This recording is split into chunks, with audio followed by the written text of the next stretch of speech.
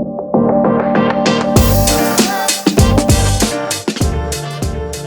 манай Thinkers Alternative podcast-ийн ээлж нэгэн дугаар эхлэхэд бэлэн болоод байна. Энэ удаагийн дугаараараа бид нэгэн сонирхолтой улс орны талаар ярина. За энэ улс орны талаар бол та бүхэн угаасаа мэдж байгаа. Энэ улс орны талаар монголчууд маш их сонирхдог.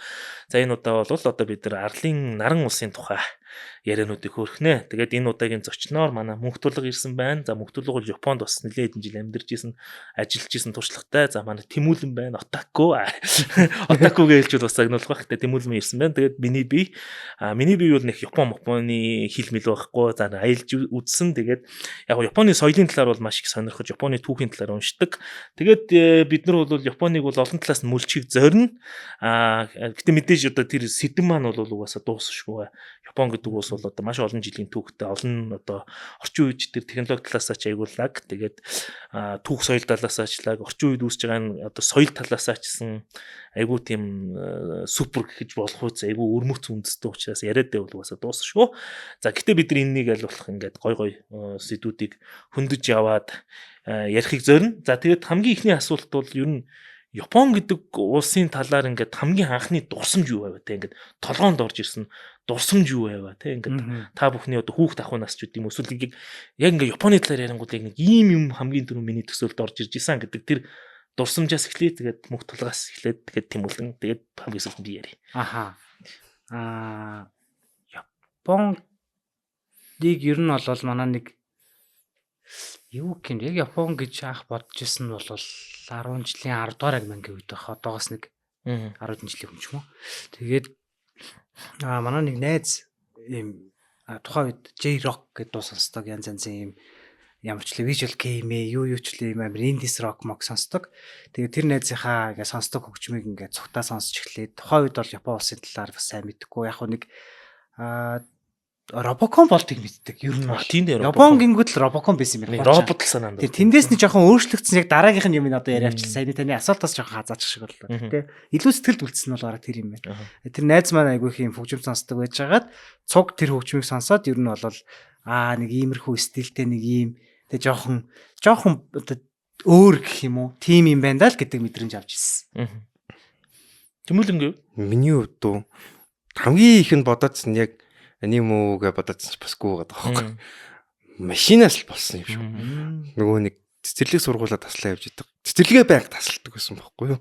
Тэгэнгүүт аавтагаа ч юм уу ээждэг. Аавтагаа хамт л ер нь машинд нь явж захтаа л машиныг асуухал энэ яад гэсэрхэл. Тэгээ машиныг даяхаа зүгээд тэгээ энэ манай машин яагаад ийм гэсэн чинь энэ нь сайн машин гэдэг. Яагаад сайн юм шиг Япон машин гээд Toyota-гийн жилүү машин гээд тэгээ цай юм байна гэж бодсон.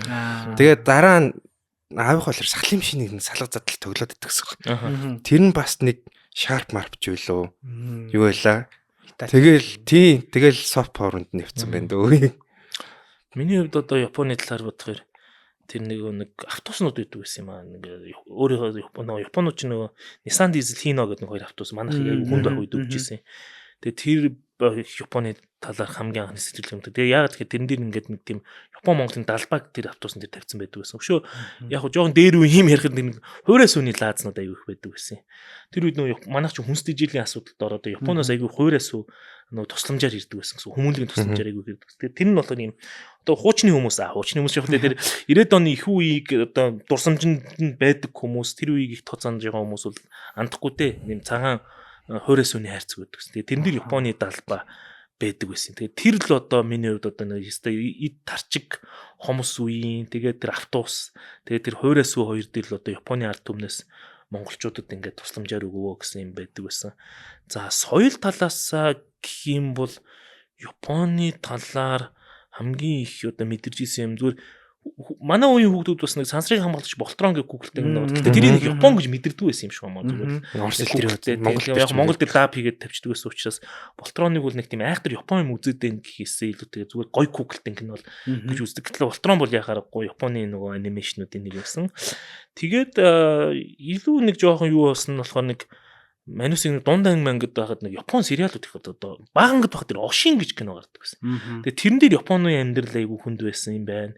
Одоо уусаа тэр чинь тэгж гасан гэдэг юм байл нөө Монгол нэг шилжилт болоод хүмүүсийн амьдрал хүнд байх үед Японууд одоо бид нар танаас ямар кино ингээд яах вэ гэсэн чинь Япончууд хүнд хэцүү амьдралаа туулж даван туулж исэн тийм урам зориг өгсөн кино үзүүлээчээ гэдэг. Тэгээд тэр Ошиныг үзчихсэн байна. Тэгээд Японууд ч ер нь тэр Ошин гэдэг киногоо хийсэн шалтгаан бас учиртай юм байна. Тэр 90-ад оны үед ч нөгөө Японууд ч нөгөө эдийн засгийн амар өсөөл хүмүүс амар үрлэгэн цамаан болоод хүүхдүүд чинь айгүй тийм те айгүй муухай ааштай болоод эхлэхэд нь та нарын өвгөө эмээ чинь бол ямар замыг хүүхд байхдаа туулсан бэ гэдгийг харуулж тэр ийм хүнд хэцүү амьдралаас та нар ийм сайхан амьдрал руу ирсэн шүү гэдгийг харуулах гэж хийжсэн юм лээ.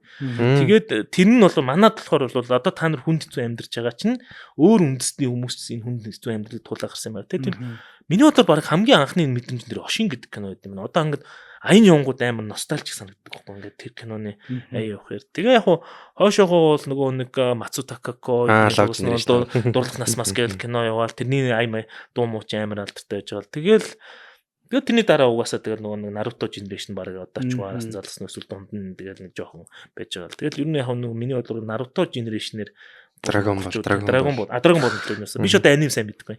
Тэгж л орсон баг. Тэгээ миний Японы анхны дуурсамж бол нэг тиймэрхүү л байсан баг. За түмэн Японд очно. Гүйт. Хараахан очив болоо те. Очиндоо. За мөнгөдлөө одоо анх Японд хөл тавьсан хэдэн хонд байв. Тэгээд анхны импрешн одоо сэтгэл юу тэр талаараа анх 22 оны 6 сарын 20 эднэр 27-26-нд яг Нарита дээр газарддаг байхгүй. Өглөө мятаас нисээд өдөр 2 цагийн үед газарддаг баха. Тэгээд хамгийн анхны мэдрэмж ямар халуун юм бэ гэсэн. Хөөс тайван халуун бүргэл. Саунд орж байгаа юм шиг л амар чихтэй. Тэгэл гисэн чинь ашгүй нөгөө нэг хүн ингээд миний нэрийг барьсан зогсож байна. Нэг таксинэж олооч манай компаниас нөгөө такси дуудаад хөлслөд авцсан. Тэгээ шууд нөгөө компани руу байрлуугаа явахаар таксиндаа сууж байгаа. Тэгээ таксинд суугаад чинь ингээл кондишн мэдчихсэн. Өө сайх. Тэгэл зандаа нэг буужлоосоо ороод. За ямар ч нэг медиа атгэхгүй бол өлсөж гин гэд. Тэгээ жолоочтойгоо буужлоосоо орчод юм идэхгүй мөх яах юм бэ комбинигоос юм шууд хөдлөе гэд. Тэгэл буусан ч халуун байж л байна. Орой 6 цаг магийн үед болж ш бараг дөгтөнлээ дөгцсөн. Тэгэл явжсэн чинь 6 өнгөрөөл 7 боллоо харахуулчтыг. Зуны 6 сарын 20-д гэдэг ч одоо эд хамгийн одоо нартаа гигээтэй монголчин бид нар 10 цагт баг гигээтэй байдаг үе. Гэсэн чи 7 боллоо харахгүй болоод гайхаад. Тэгэл нөгөө яг өөрийнхөө очих хотынхоо Наатли хот дээр ирээл ингээл үстэй таг харахуулчих чам. Тэгээд тэрнээс цаашаа нэг 70 км яваад миний очих одоо манай компани маань байрладаг намайг одоо амьдралаар хүлээж авах байшин руу би явж байгаа. Тэгээд буулаа. За харанхуу болцоо. Одоо сэрэггүй болоо гэлхөтэй гэж машинаа босчихв. Халуун хിവэр. Өдрийн халуун ерөөсөө за үсрээл нэг 2 градус л буусан. Хамгийн анхны мэдрэмж л өстой. Ямар халуун юм бэ гэдэг мэдрэмж байсан. Японы мэдрэмж. Нэг тийм байсан. Тэгээд яг уу мэдээж баяртай байсан. Бас нөгөө Япон руу явж бас үзэх юмсан гэсэн нэг мөрөөдөл зорилго маань байсан маань билээ. Тэгээд тэнд бас нэг хэсэг хугацаанд боломж гараад нэг 3 жил хагас ч юм уу 3 жил хагас эртээ ажиллаж байгаа гэсэн баха. Халуун л гэдэг нийцэл бүрцэндээ хамгийн анх болов. Одоо Тэмүүлэнгийн хувьд чинь одоо дөрөвний машинаас гадна тэрний дараа одоо яг ингээд өөрөө сонирхож орсон Японтой холбоотой зүйлсүүд юу аах вэ? Үнгүү нөгөө нэг сансар дээр гардаг хитэн юм л амьдэрсэн. Тэгээд Гандам яалчгүй анх Гандам үтцсэн. Тэгээд тэрэн дээр чинь baйл юу энгийн үгэлтэй шиг биш нэг амар байлж мэлдаад байхгүй байлтгаас наанаас баахан амар хэм драма шүү. Тийм амар драматай роботонд орох нь их л цөөхөн байгаад байгаа. Тэгээ роботонд орохын нүлээгээл үдчитэл нэг хитаах ихчлэх юм яриа л байгаа. Монголоор давтай өстэй тий. Давгүй. Ошиж Японоор юм уу? Хаяа англи хатмалтай орж идэх байхгүй. Тэгээ нөгөө дурак гэсэн сонсож байгаадыг зарим нь барьж авна. Тэгсээр байгаа л Гандам руу яваарчсан. Тэгэл өгсөж итл яалтчгүй л орцсон юм. Тэгээ аав үгийн тэр нэг Сугата сан широг нэг үтчихсэн юм аа. Бүр нэг жоохон багт. Тэр нь юу лээ? Гений жүйтэй очвол нэг тийм Орос орчуулгатай юуны нөгөө мундаг найруулагч кино шүү дээ. Тийм Кросовыг нэг жуудаа тийм 2 ангитай жуудаг кино төгхгүй. Тийм үү? Үзэж байгаа юм биш. Үзэж байгаа. Би бас үзэж байгаа. Тэр 2 3 удаа хийцэн байдаг санагдаж байна. Тэгээд тэрийг үзчихэж чинь юу каратэтэй сталдаг кино гэл амар ярил. Наач ингээл хүсрэл таацсан төшгөлтэй гэж чинь. Хооч нэг анаа. Тэгээд хар цагаан дээр л юм гараал шигэлцөөл гэсэн чинь дараа нь ягаад ч юм тэгээ тэрнээс очиж удаан модоо үздэг. Авто нийлэлцдэг шалтсан л. Тэгэл соёлд нь ялч exposure бол тэндээс л эхэлсэн баг. Тийм л байна да ялцсан. Тэгэхээр одоо жишээлбэл ингээд Японы соёлтой ингээд exposure аваа явж байгаад одоо та нарт ингээд нэг тийм яг хүмүүс бол ингээд Японы соёлыг харахад эхэлж ийн ингээд гоё гээл талаас нь ингээд ярьдаг штэ. Хэдүүлээ за гоё нь бол мэдээж хэдүүлээ ингээд зөндөө юмуд ярьж болох те. Хэдүүлээ жоох эсэргүүний ярил л дээ. Ингээд Японы соёлууд утас амар тийм өргөсөн хайтай нэг дургу хүргэсэнтэй нэг юм ирэлтэй. Баярлалаа би наач ч юмсэн шүү дээ. Яг японочдын нэг энэ амар ядаргаатай те санагдсан ч гэдэг юм уу те. Тийм зүйлсээс ярил. Одоо шинэ Тэмүүлэнгээс эхлэв. Тэмүүлэн бол яг Японд очиж үзээгүй. Гэтэ ингээд Японы соёлын ингээд exposure авч байгаад энэ арайчтай гэмээр санагдсан тэр нь одоо чамд юу санагдчихсан. Яг нэг салан тусгаарлах шинжтэй шүү дээ. Одоо л тиймэр байгаа шүү дээ. Тэгснээ Салан гэдэг нь салан тусгаарлах гэдэг нь өөр улсаас авдаг маягийн тийм тийм. Тэнгүүд 90 оноос 2000 он хүртэл яаж явж байгаа ч л өөр улсуудын иммиграшны полисиг харж явж байгаа галтар арцсан. Тэгсэн чинь нөгөө нэг Бразил өмнөд Америкийн гарал нэгтээ ахан дүүсээ дууж ирж ажиллаач гэчээд дивизийн тусангууч нөгөөдөл чи үлдэж штэ. Эсвэл ямар нэгэн байдлаар чаргууцалтай штэ. Тэгсэн чинь та нарт нэг удаа мөнгө өгөөд явуулаад та нар дахиад хизээч битгий ирээрэй гэд явуулсан сонсчоод яагаад тийм сонин зангарсан юм бол доо гэж бол нэлээд бодсон. Тэрэн дээр бол өөртөө ажиллах хүч хүн байж өөртөө гуйж авчирчаа дараа нь болохоор ад үзэж байгаа юм шиг өгөө явуулцдаг тий. Тэгээд хамгийн их байдаг нь Бразил гэдэг байгаа байхгүй юу? Тэр нь л ялцчихгүй бас жоохон хоншгуул юм даа л гэж бодсон шин. Өөр чин бас өөр жижиг уусуудыг шахтмахтай бас тэр чин хөөрхөн тавиад өгчтэй юм шиг байгаа юм аа л гэж бодсон шүү дээ. Одоо тэр жишээлбэл Японд баригдах юм бол 99%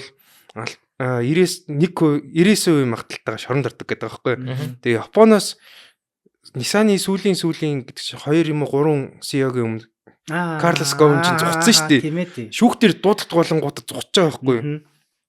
Тэр хүн очиод яаж ч өөрийгөө өмгөөлөд хэлмээр байсан ч гэсэнтэй шүүхэн тим амар Египт нөхөр өгдөг шүү дээ. Яг нэг тийм ямар ч байсан төгөлдөр уурны хайрцаг гараад зугчж байгаа байхгүй.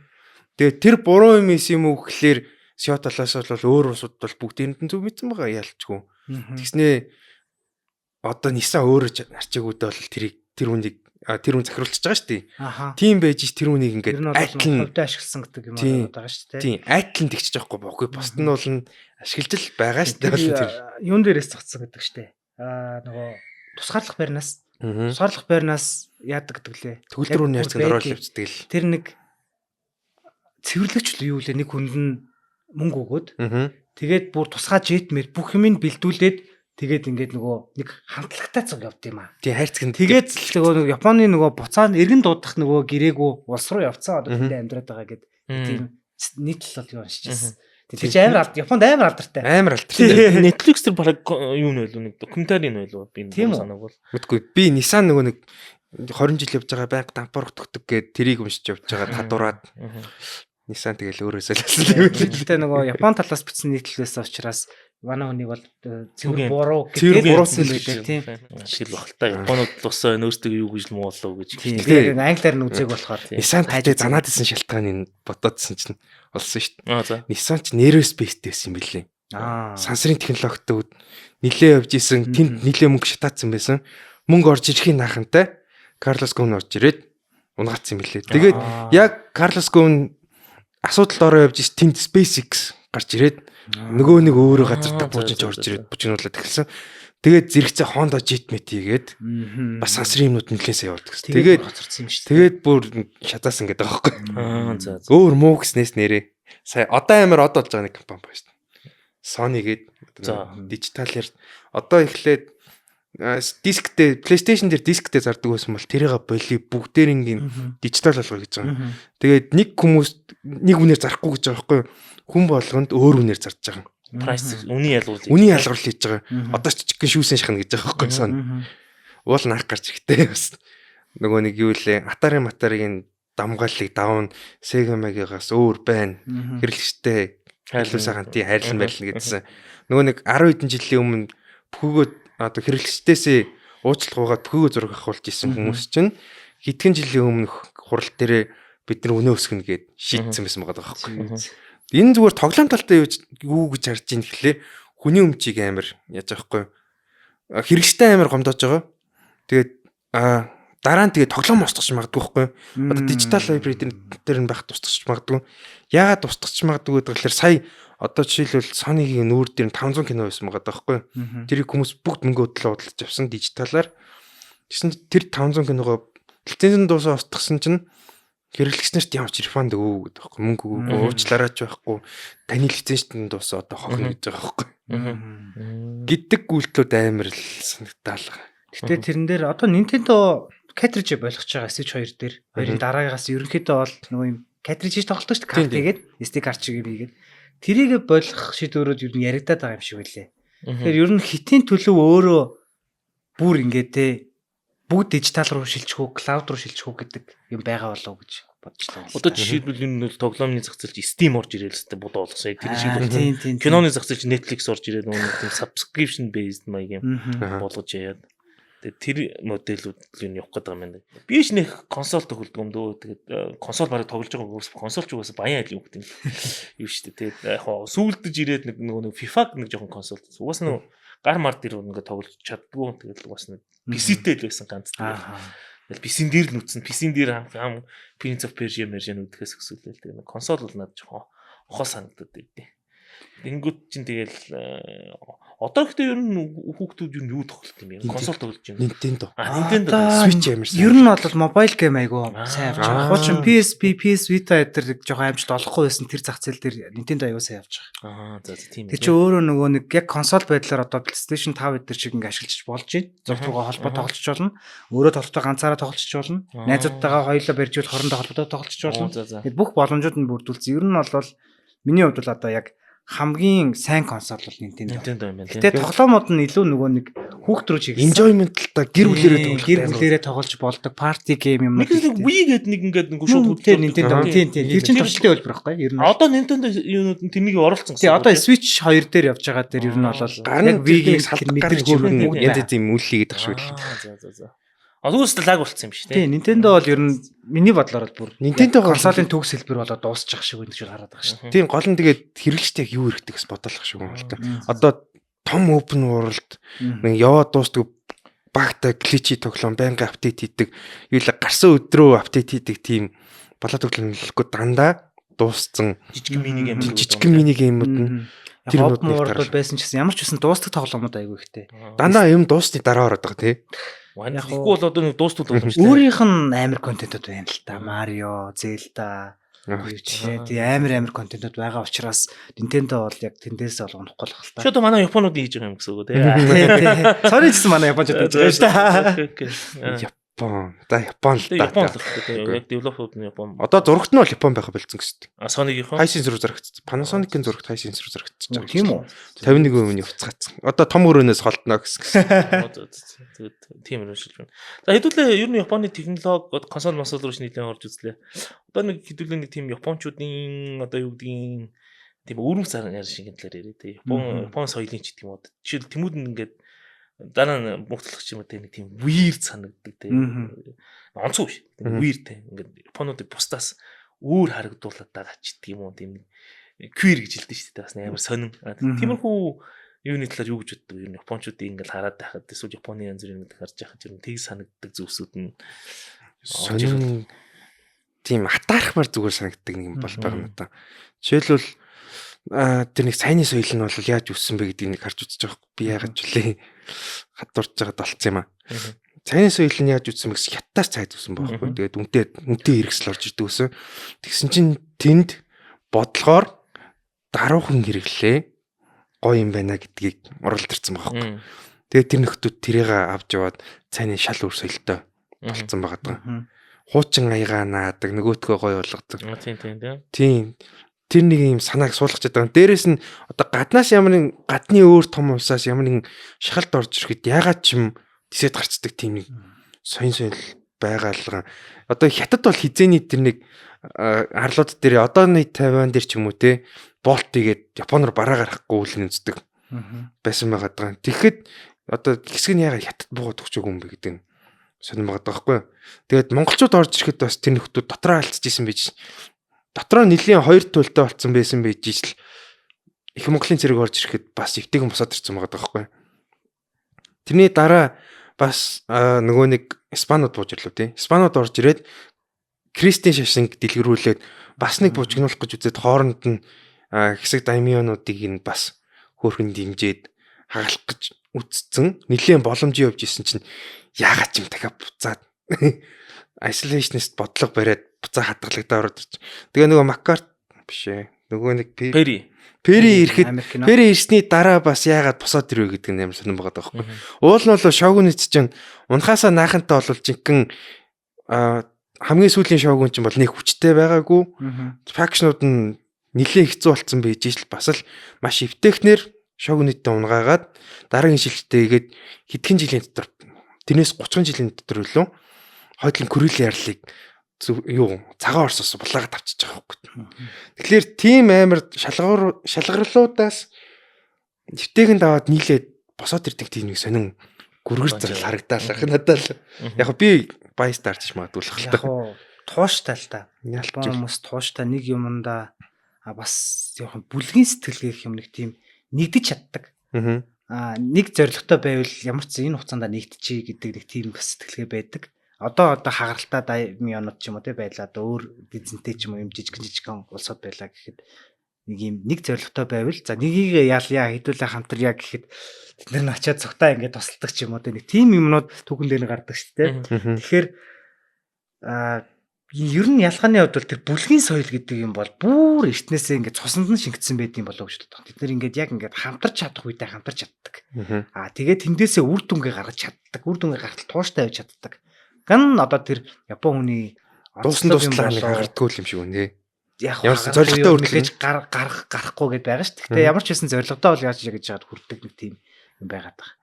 Тэгээ Япон Монголын саяны ярьсан дээр би жоохон гайхлаа. Монголч нөгөө нэг камигазагаас болсон шүү дээ.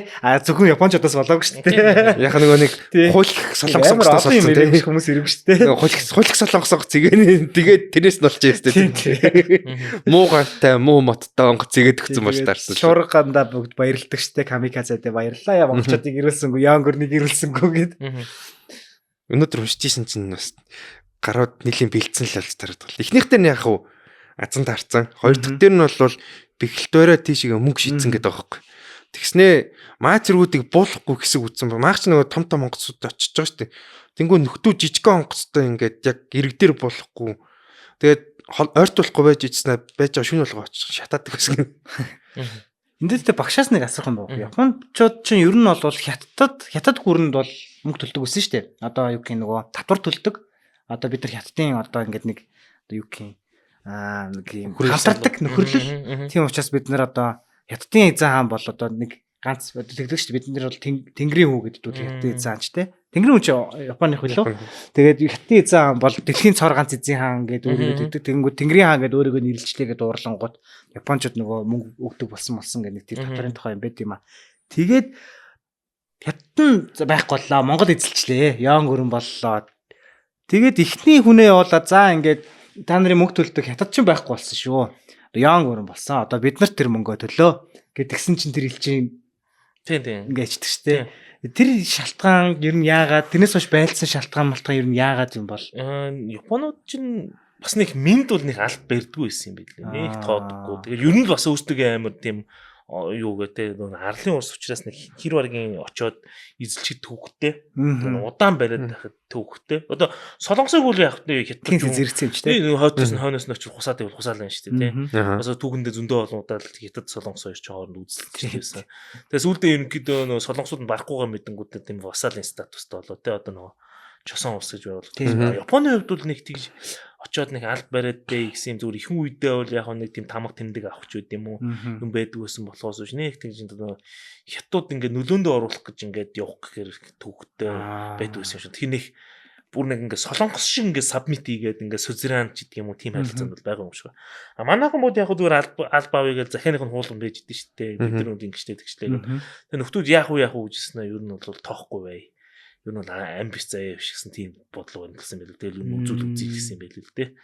Тийм. Тэгээд яг 2 удаа захиа явуулаад сүүлд нь илч явуулаад илчүүдийн евро Камакураараа авчирсан байна. Яг тэр нөө Японы нийслэл явахд нэг цэргийн гол захиргааны юмнууд нь Камакурад байсан юм байна. Яг урталтай байсан шүү дээ. Яг урталтай биш ээ. Одоо Токиогоос их ойрхон. Одоо Йокогамагаас жоохон баруун тийш. Төвийн урталтай хойдолтой биш. Тийм хойдолтой биш. Токиод биш. Кёотод биш. Яг Кёотод визаан сууж байгаа. Тэгээд яг нөө Камакурад эдийн элчүүдийг авчирсан юм байл л дээ. Тэгээд яг уу гэжсэн заас юу алчилсан юм л. Тэгээд тэр 5 хүнийг тий 5 хүнийг алсан. Тэгээд тэр одоо тэр юу нь бол Камакурад одоо л байдэн шүү дээ. Тэдний тэр сүм оршуулсан маягийн одоо яг оршуулны хэр Японуудын үед бас нөгөө нэг их сонин ойлголттой байгаа. Одоо хүний яг тийм бит гэх юм уу одоо шарилж гэдэг юм уу эсвэл одоо нөгөө чандар гэдэг юм уу. Тэр бол нэг тустай ойлголт. А нөгөө талаас Японуудын үед нөгөө нэг ками буюу одоо тэр сүнслэг тийм тэр камиг нь иргших гэдэг юм нь бол бас нэг арай өөр зүйл гэдэг. Одоо нэг Японч нэг хил ам хийгээд байдаг нэг якушин яку ясук ёо илээ нэг хоёрдугаар дайны бага A классын криминалуудыг одоо гэмт хэрэгтнүүд өгсөн ясук биш нэг тийм сүм байд юм аа. За сүм байд юм байна. Смо хил ам Токиод байдаг байхгүй юу? Якушин илүү нэг тийм сүм байд. За яг би ингээд дараа нь энэ доотлолт жижиг комент дээр оруулчих. За би өөрөө комент бичнэ санаа зовлоо. Би комент бичтээ. Тэрнээ чи нөгөө Японы янз бүрийн нөгөө нэг ерөнхий сайдны надруу очиж бөөн хил ам болдог байхгүй нөгөө. Хятад солонгос хоёр ч одоо өстой дайны гэмт хэрэгтнэ. Гэтэ тэрийг ингээ харангууд нөгөө юу байдаггүй. Тэнд нөгөө нэг тэр хүний одоо юу гэдэг чандар мандар байхгүй. Тэр хүний нөгөө сүнсийг одоо амирлуулсан гэх юм уу тийм гэдэг юм байдаг. Тэгээ яг тэр Монголын 5 элчийн чсэн хувьд бол юу гэхээр нөгөө сүнсийг амирлуулах тийм дурсгал юм байдаг. Тэгээ Монголын тийм юу байд юм бэлээ. Одоо хэрвээ хүмүүс нэг Токио ороод Камакура руу нэг өдрийн аялал шүү дээ тэр чинь ер нь. Тэгэх юм бол ер нь нэг заавалч үзээрэй л гэж би хэлэхээр юм. Би тэр яг энэ дээр нэг медиум дээр нэг Камакураг зорих нэгэн учир гэдэг бүр нэг тийм юу бичсэн байна. Нийтлэл бичсэн байна. Тэр нийтлийг унших юм бол ер нь яаж явах уу, ямар лайнаар явах уу, мохог нэртэл жоохон тийм хүн бичсэн. Монголчуудыг очиж үзээсэй гэж бодсон учраас тэр чинь бол одоо нэг Японд байгаа Монголтой холбоотой нэг Токиотой хамгийн ойрхон газар байхгүй. Мэдээж одоо Аката руу явах юм бол яг монголчуудын түрүүний Тэмүүдэнгийн яриад байгаа хэрэм байна шүү дээ. Тэр хэрэмний үлдэгдэл бол Акатад байгаа байхгүй. Тэгтээ гол асуудал нь юу гэхээр Аката ч бас хол л тоо урагшаага явна тийм нэг Кюшү ардны хойдлын хэсэг хүртэл явна. Тий одоо Хоншугоос Кюшү тэгээд монголчууд чинь хаана боддог вэ? Нарита дээр боо гэж хэцүү шүү дээ. Одоо яг зүгээр зарим нэг их шулуух явдаг хүмүүс зарим нэг ингэж явж бас хямдхан явдаг нөө Сөүлөд дэмжи Фукокод буучиж. Тэгвэл ойрхон тий. Монголоос Улаанбаатар Сөүл Фукок хоёрыг ч хооронд амар их нислэг байгаа богдхон. Фукокод шууд хооронд ойрхон тий. Тэр Фукокод буучаад яг тэр Хаката хавийг үзэх юм бол бас Монголын түүх дурсгалтай холбоотой юмнууд их байдаг. Одоо тэр Монгол уул муул гэдэг байдаг. Тэн дээр манай тэнд нэг Фукока гэдэг нэг тийм Монголын өргөмжит консул гэж хүн байд юм билээ.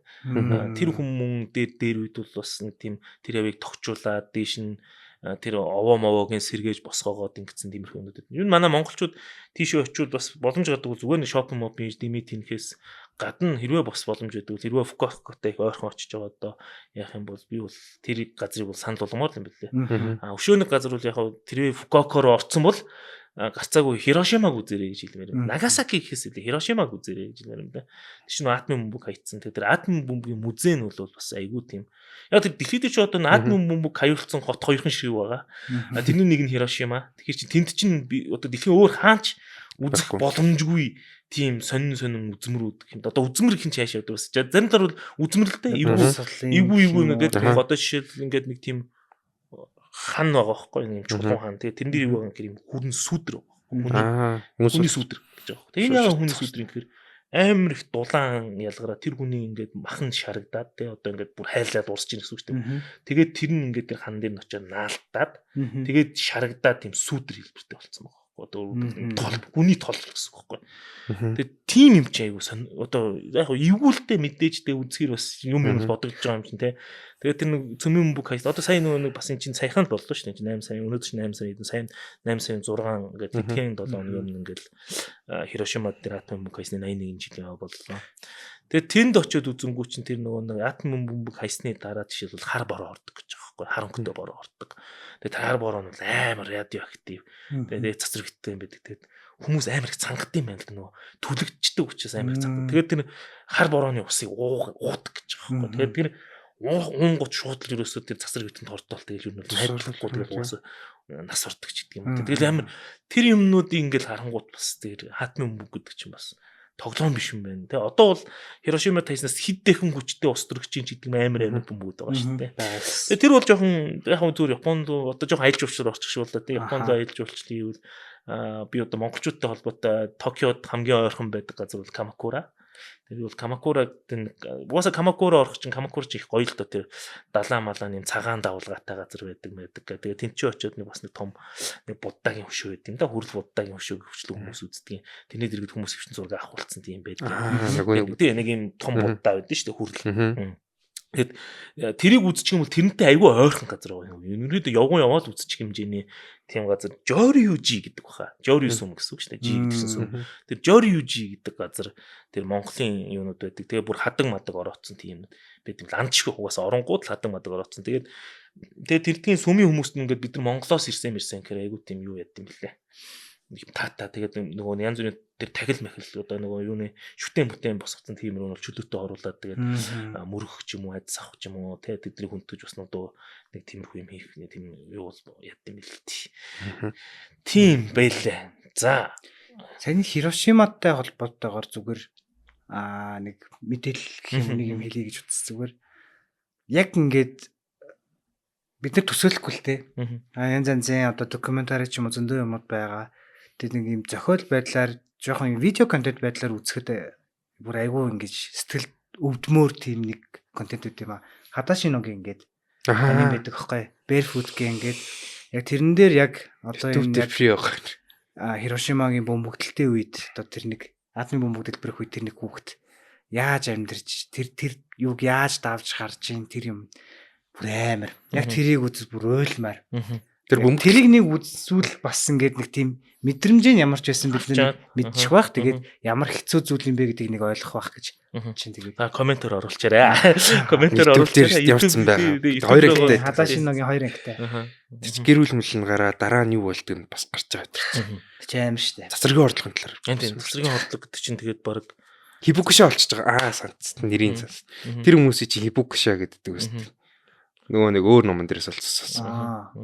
Одоо нөгөө цацрагийн хордлогонд орсон хүмүүс чинь бас жоохон гадуурх хүн гэдэг. Тэгээд тэдрийг Хибукуша гэдэг юм лээ. Тэрийг би бүр шал өөр газраас олцсон. Зэрс огт сонсож байгаа. Японод өөрсдөө тэрийг дурддаг юм лээ. Тэрийг уншсан нөхөр уран зөвлөлт ном бичиж байгаа. Тэрэн дээр бид тэр бүр бүтэн нэг сэдв болгож оруулсан бэл. Тийм. Тэгэхээр одоо ингээд тэр Японы тэр одоо л Хирошимад очих ч юм уу ямар ч атна.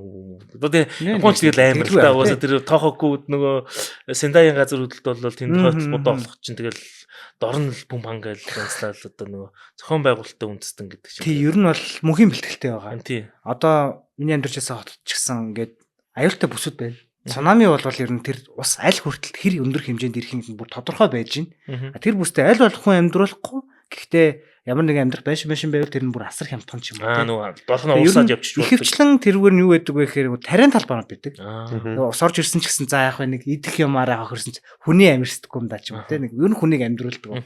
Тэгээд нэг 3 4 бүсээр ангилсан. Тэгэл тэр цунамигаас чинь хамгаалаад нэг мангар том далан малан дээр уснаа орж ирэхдээ тийш ороод урсан гэж тооцоолоод асар их инженерчлэлийн юмар аль болох нь хамгаалах гэж үздэг. Гэхдээ мэдээж байгалийн гам шиг бол одоо хэлж ирэхгүй гинтийн дээрээс нь тооцоолж бас болохгүй хэцүү.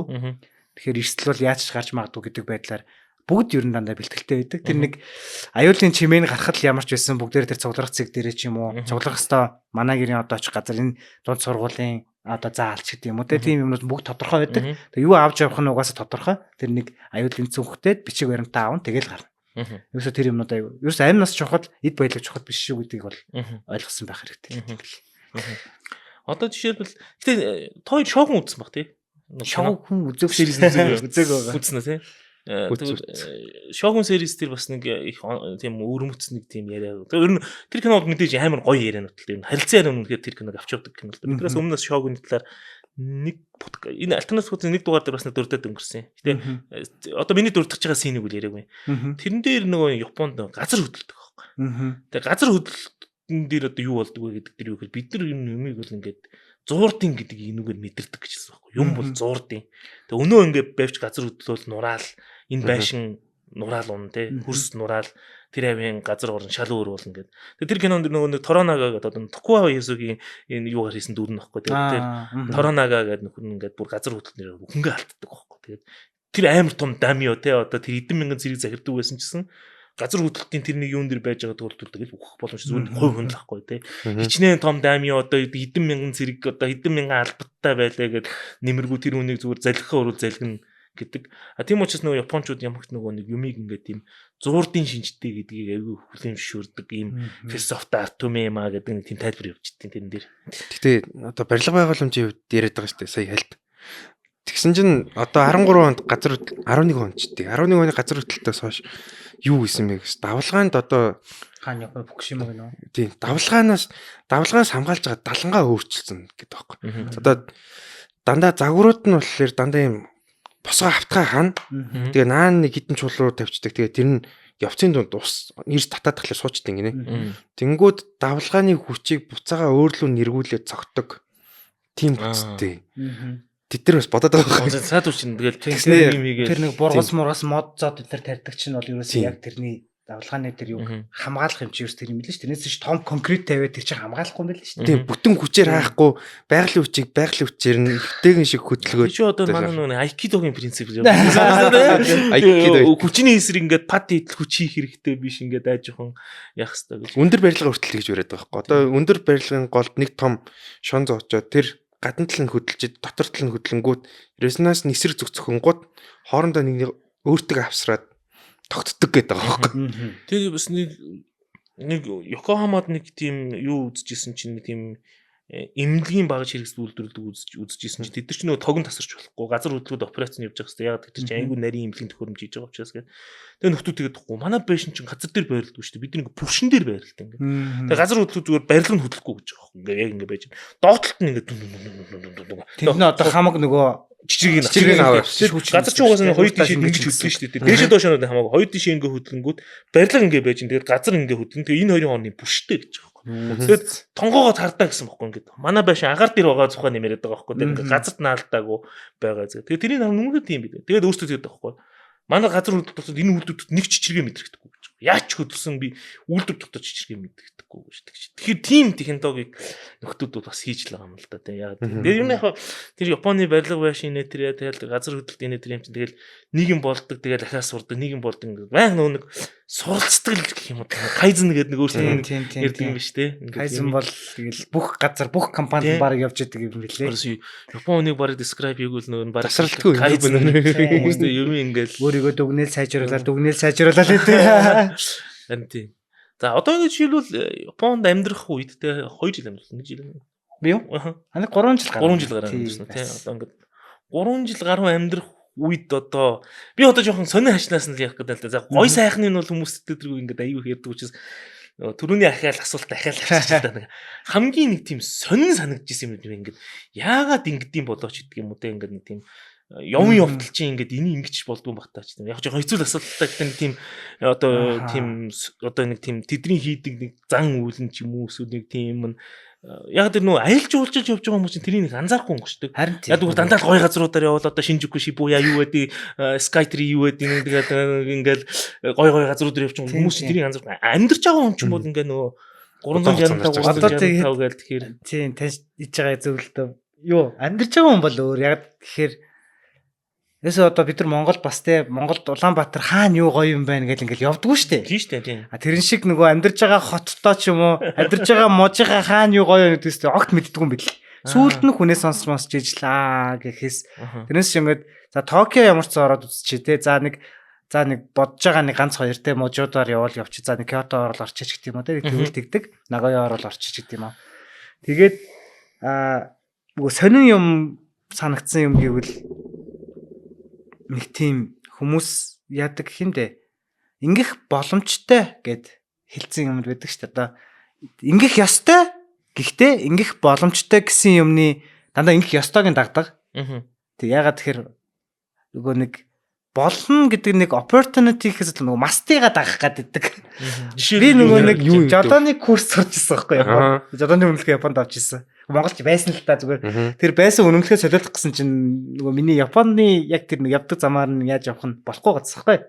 Тэгээд яг бүр заа шиг шинээр авчиг. Тийм сургалтанд суугаад жолооны курс яваад авчиг гэд.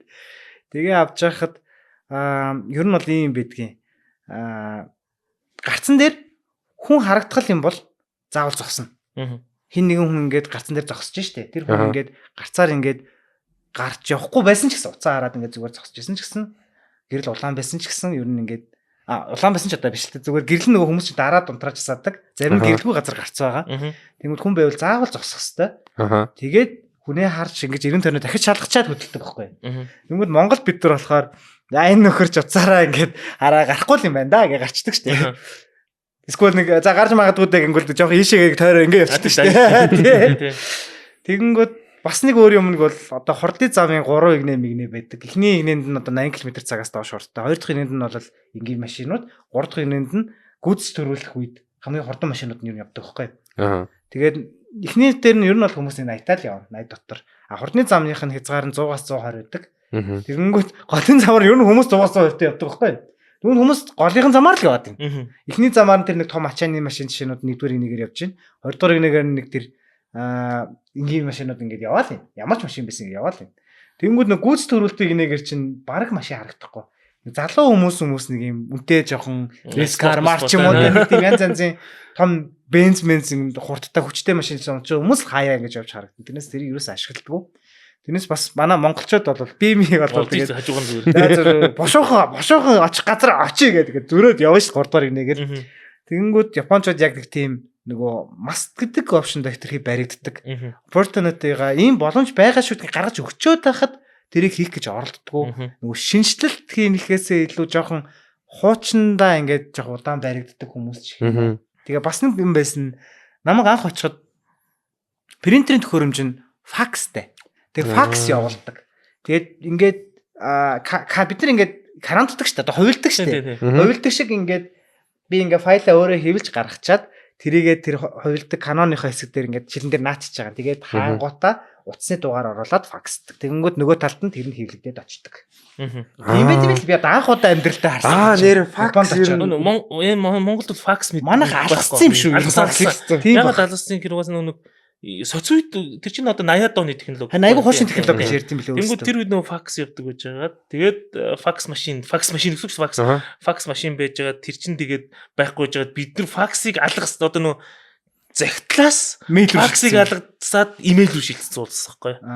Тэгээ нөгөө бид нөгөө факс гэдэг юм мэдэхгүй байна. Тэгээ одоо хүртэл тэр факс ашиглалт нь надад амар сонин санагддаг. Тэр ч одоо 70-80 оны технологи. Мэйлээ явуулж муулаад ингээд мэйлээр атачментаа чингууд факстаад өгөөч яг хариу марь ирдэг заримдаа. Цаасны хэрэглээ тэгээ өндөр үүдэг гэдэг дээ шүү дээ. Цаасны хэрэглээ өндөр баха. Цааснаас гадна тэд нар чинь бас нөгөө хятадын тэр урд хэсгийн модыг хулсыг дуусгаж байгаа хүмүүс үстэй нөгөө нэг удаагийн савхаараа. Тэгээ бас нэг удаагийн савхны хэрэглээ өндөртэй. Тэг хоолны хаягдл ихтэй бас нэг тийм бүх юмараа сайн хүмүүс биш шүү дээ. Сайхан хүмүүс биш. Гэхдээ мэдээж тэргүүлэгч орнуудын нэг мөн технологийн хувьд тэргүүлж байгаа зүйлс байвал байгаа. Гэхдээ хоцрогдсон юмнууд асар их байгаа. Ер нь масс нь бол хоцрогдсон юм ч юм уу эсвэл дундаж юм хэрэглэж байгаа. Тэргүүлж байгаа юмуудыг Америк одоо бусад орнууд нь л хэрэглэдэг байх. Манус занус ч юм уу те мөнгөтэй бодол аваад хэрэглэдэг шүү дээ. Япончууд өөрсдөө бол массын хэрэглээ нь тийм амар технологичсон амар тийм роботтай тийм амар улсууд биш зүгээр л байдаг. Нэг улс гэхдээ гой цэвэрхэн яг журмаараа бүх юм номондоо яг яс явна. Тэгэл нэг тиймэрхүү. Нэг санаас л сууч зүгээр хальт. Манайхан шиг ингээд харьяар унаад яваад идэв задвал чинь. Манай одоо энэ гудамжаар дүүрэн харьяар явах хэрэгтэй юм. Бүрээс шүү. Бүрээс 30 40 50 шүү. Бүрээстэй чинь амар их байдаг. Бүрээсээ чинь нөгөө нэг дээрлгээд одоо цаадвал чинь бүгд нөгөө нэг банк усаар хэдэн жил харьяар авцсан. Бүрээсээ зараад урьдчихаа гэдэг. Тий, цаадвал чинь нөгөө 300 500 богдоос чинь жилээр нь стоклаад аваад байгаа шүү дээ. Япон айгуу сонирхолтой болсон шүү дээ. Токиод хүмүүс мөнгөтэй байсан ч машин унахыг хүсдэггүй. Яагаад тэгэхээр Токио асар өндөр зардалтай машинтай гараад зогсоол тавихад зогсоол нь цагийн 1000 yen ч юм уу те 30 минутын одоо 1000 yen ч юм ингээд янз хаан зогсоосоо хамаарад Токиод хүмүүс бол ер нь л метрогоо ашиглана те. За ойр ишээ тийш явах бол одоо хурдны замаар явахаас илүү Шинкансен ашиглаж байна. За үнэхээр гэр бүлтэй хүүхдүүдэд хөргөж өгдөг юм хүмүүс нь цэцэрлэг сургуулийн хооронд тэнд оч хүүхдүүдэд буулгалаа буцаж гэртээ ирээд цоцолдоо тавилаа. Нэг тийм стил. Японы бас нэг систем зөв манай ах бас Японд амьдардаг ярьдаг машин авахд зогсоол нь заашгүй байх хэрэгтэй. Заавал байх хэрэгтэй. Зогсоолоо авч иж машин аав. Зогсоолгүй машин ерөөсөө зардаггүй. Одоо тийм. Тэгэхээр машин хүнд машин зардаггүй гэсэн. Тэгэхээр машин байгуулалт артлан зогсоол нь шийдэгдсэн байдаг гэсэн санаа байхгүй. Том жижиг ялгаа нь юу вэ? Хамаагүй. Юу зогсоол нь уу? Машины юу? Дундаж машины том жижиг. Машин юу хот хотоос саяны ярьсан шиг хот хотоос ялгаатай. Одоо жишээ нь манай хот гэхэд яг машины хот байхгүй. Метро ганцхан чиглэлт метротой. Ганцхан урдаасаа хоошоо ганцхан метротой. Тэгээд автобус явдаг. Тэгээд машин зам нь бол одоо энэ одоо манайхаар бол гэр оролын гэх юм байшингууд дундуураа ингээд бүгднгээр машин явж болно. Сүлжээ явчихсан. Хөгжлийн асуудал үүсэхгүй. Токиос ялгаатай. Токио бол төгжирдэг гэсэн. Токио төгжирнэ. Тэгээд ер нь машингууд бол хэцүү дээ. Юм амжуулж бүтээн, хувийн ажил гэж юм байхгүй болно. Ажил нь ойрхон бол яг алхаад явчихна тэгээд. Яг нэг Токиогоос жоохон зайтай зарим нэг хотод бол тийм шүү. Одоо саяны ярьсан яг тэр хотод бол ямар машин ундаг вэ гэхээр Кэж дошаа гэдэг нөгөө 600 би яг наадах асуугаад байгаа байхгүй юу? Ер нь бол тэрийг бүгдээрээ унана. А гэр бүлтэй хүмүүс бол ван унана. Одоо Alphard ч юм уу те. Одоо Wellfire ч юм уу эсвэл нөгөө юу гэж байдаг вэ? Estima ч юм уу те. Ер нь Nissan Serena ч юм уу тийм юмнууд байгаа. Тэгээд ер нь тийм машин донд пүрүс та байдаг. Айгүй инээдтэй пүрүс байхгүй. Би бүр гайхаад хаяалаг 40 мөч харахаар нутгаас санаад 30 мөч заримдаа бас харагдана нэг өвөгийн байш машигаа цагаа 30 мөч байдаг байсан. Баг нөгөө пүрүс харангууд нутгаас санаад ямар таньдаг гоё машин бэ. Тэгээ 660 ч Монголд байхгүй юм чи дандаа мэдгүй машин байна. Яг хөө мэдээж Nissan, Toyota, Daihatsu ч юм уу те. Land Cruiser ч айгүй зөөх харагдсан юм шүү.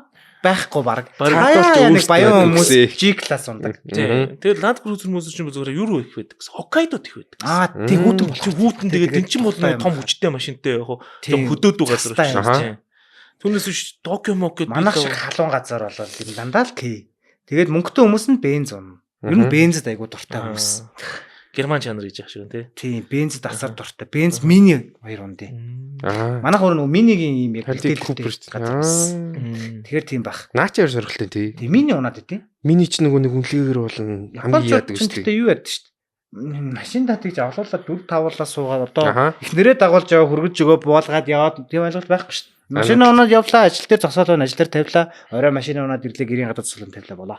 Тэрнээс чи одоо бид нар шиг ингээ гараал за хэнийг хөргөж өгөөд хүүхдээ хөргөж өгөөд эхнэрээ хөргөж өгөөд ажил дээр очихоор зогсоол байгаа болоо хаагуур тавих вэ гэл орой олонго за хаагуур яваад төгжрөх тийм ойлголт байхгүй шүү дээ. Яг үнэхээр тэр замын систем замдаар явж байгаа хүмүүсийн дүрмээ барьж байгаа байдал одоо аргагүй л одоо олон жил одоо ардсан байсан улс юм да нэг тийм нэг арай нэг тийм капитал улсын шинжтэй нэг тийм суурьшмал. Яг нөгөө талаас тэд чинь нөгөө тэгж амьдрахгүй тэр Японы шиг бид их том газар нуттай гэж боддог ч гэсэн хатгаа газар айгуу цөөхөн. Яг амар уултай. Тэгээд тэр нэг жижигхэн зайд чинь хоорондоо яаж уучраа олцож амьдрах уу гэхээр анганаасаа нөгөө дихтэй байхгүй бол угаасаа тэгээд манайхан шиг тал дээрээ бэлчиж байгаа юм шиг байх юм бол тэд чинь хамт амьдарч чадахгүй угаасаа.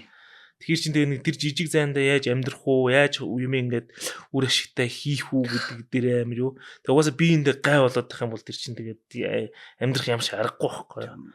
Юу л Монголоос 5 дахин жижиг юм лөө 4-5 дахин. Гэхдээ тэр нь яг нь газар нутгийн тим ч гэсэн бүр нэг далаамс норч юм бол хүн амьдрах газар амар жоох. Уул мод зүгээр те. Тэнэг уул тэгээд одоо яг түрүүний яриад байгаа хамаа мацуу ч тийм ингээд том хот байгаа л гэж бодох юм л те одоо Нагоя байж болж ин тийм ямар нэгэн том хотоо бол та нар хараараа ингээд сателлитээс зургийг авах тэр зүгээр нэг тийм хавтаа газар байдаг газрууд гэдэг. Яг хавтаа газар дээр л хот нь байна. Хот нь байна. Тэгээ уул нь байж. Тэгээ мод зодтой. Тэгэл ерөөсөө уул нь бол ингээд явахын аргагүй зарим уулууд нь бол ингээд цас унчих юм бол нэвтгэхийн аргагүй дээр үйд байна. Угаасаа Японы дээр үйд өвөл байлддаг байсан гэдэг. Өвөл байлдыг гэсэн цэргүүдээ явуулж ямарч боломжтой. Уулынхан замууд нь бүгд цас ороод ерөөсөө хүн явахын арга болчдөг. Тэгэхээр чинь тэгэл нөхдүүд яад ингээ за цасайлаа одоо байлдаа гэдэг гэж байгаа байхгүй.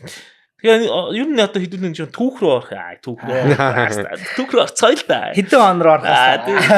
Тэгэхээр яг зүгээр Японч юм бол яг тэгэл нөгөө нэг юу ярьдаг штэ нөгөө нэг одоо хааны угсаа гэхэд нөгөө Жинмүү гэдэг хаан байж байгаа. Тэрний угсааны 120 Одоо чинь одоогийн хаан чинь 129 дэх хаан байна уу те. Тийм баха. Тийм 129 өнөө тэр явцаа байгаа. Тэгээд нөгөө нэг Тэнноо гэдэг тийм нөгөө нэг угсааны хүмүүс ингээд хаанчилсан 128 хаан ингээд байснараа баг монарк нь унааргүй гэдэг унаагүй гэдэг. Хаан төрний ерөөсөө оноо дэлхийн цорын ганц ус гэдэг байгаа байхгүй. Тэгээд яг нэг угсааны хүмүүс дунд нь хин нэг нэстээр үг болгоогүй гэсэн. Тийм өөр династи гарч ирэх гэсэн. Одоо хятад гэж чинь л тэгээд ингээд Шанжоу тэгээд Чин хан гэл ингээд баахан династи гарч ирэх тоолонд одоо нөгөө овгууд нь солигддог те байсан бол Японд бол нэг л угсааны хүмүүс аа. Гэтэ тэгээд юу гэдэг гэсэн Японч ингээд хүмүүс чинь овгтойгоо штэ одоо юу гэдэг чинь Ода Набунага, Toyotomi, Hideyoshi Tokugawa яасан гэж байна те. Suzuki музик гэдэг. Тийм овг байгаа штэ. Хааны гэрүүлд овг гэдэг гэсэн. Хааны гэрүүд тэр гүнжиний дэглэл дээр гарсан шүү дээ нэрээ. Хааны гэрүүдийн овг байхгүй яа. Тэгэхээр яг зүгээр House of Yamato гэж заримдаа хэлдэг гэсэн. Яматогийн одоо house ч гэдэг юм уу. Тэр түүнээс Yamato гүрэн. Тийм Yamato гэдэг. Тэнгүүд хааны гэрүүдийн нөгөө нэг тийм овгийн нэр урталт байдаггүй гэж байна. Тэгээд одоо хаадын нэр хийж ялтаж одоо чинь одоо өмнөх хааны нэр чинь Akihito хаан байсан. Тэр ер нь бол хаадууд нь дандаа нөгөө Тэнгэрийн хүн учраас дандаа хүн гэдэг нэр авдаг ардаа. Хито. Хирохито гэдэг. Одоо Мэйжи хааны чинь өөрийнх нь нэр нь Мүцүү Хито шүү дээ. Мүцүү Хито ч гэдэг юм иймэрхүү байдаг. Тэрүүгээр их одоо Японы түүх бол бас онцлог. За хоёрдугаар бол Японууд бол гадны халдлагад бол цөөхөн удаа орчихсон.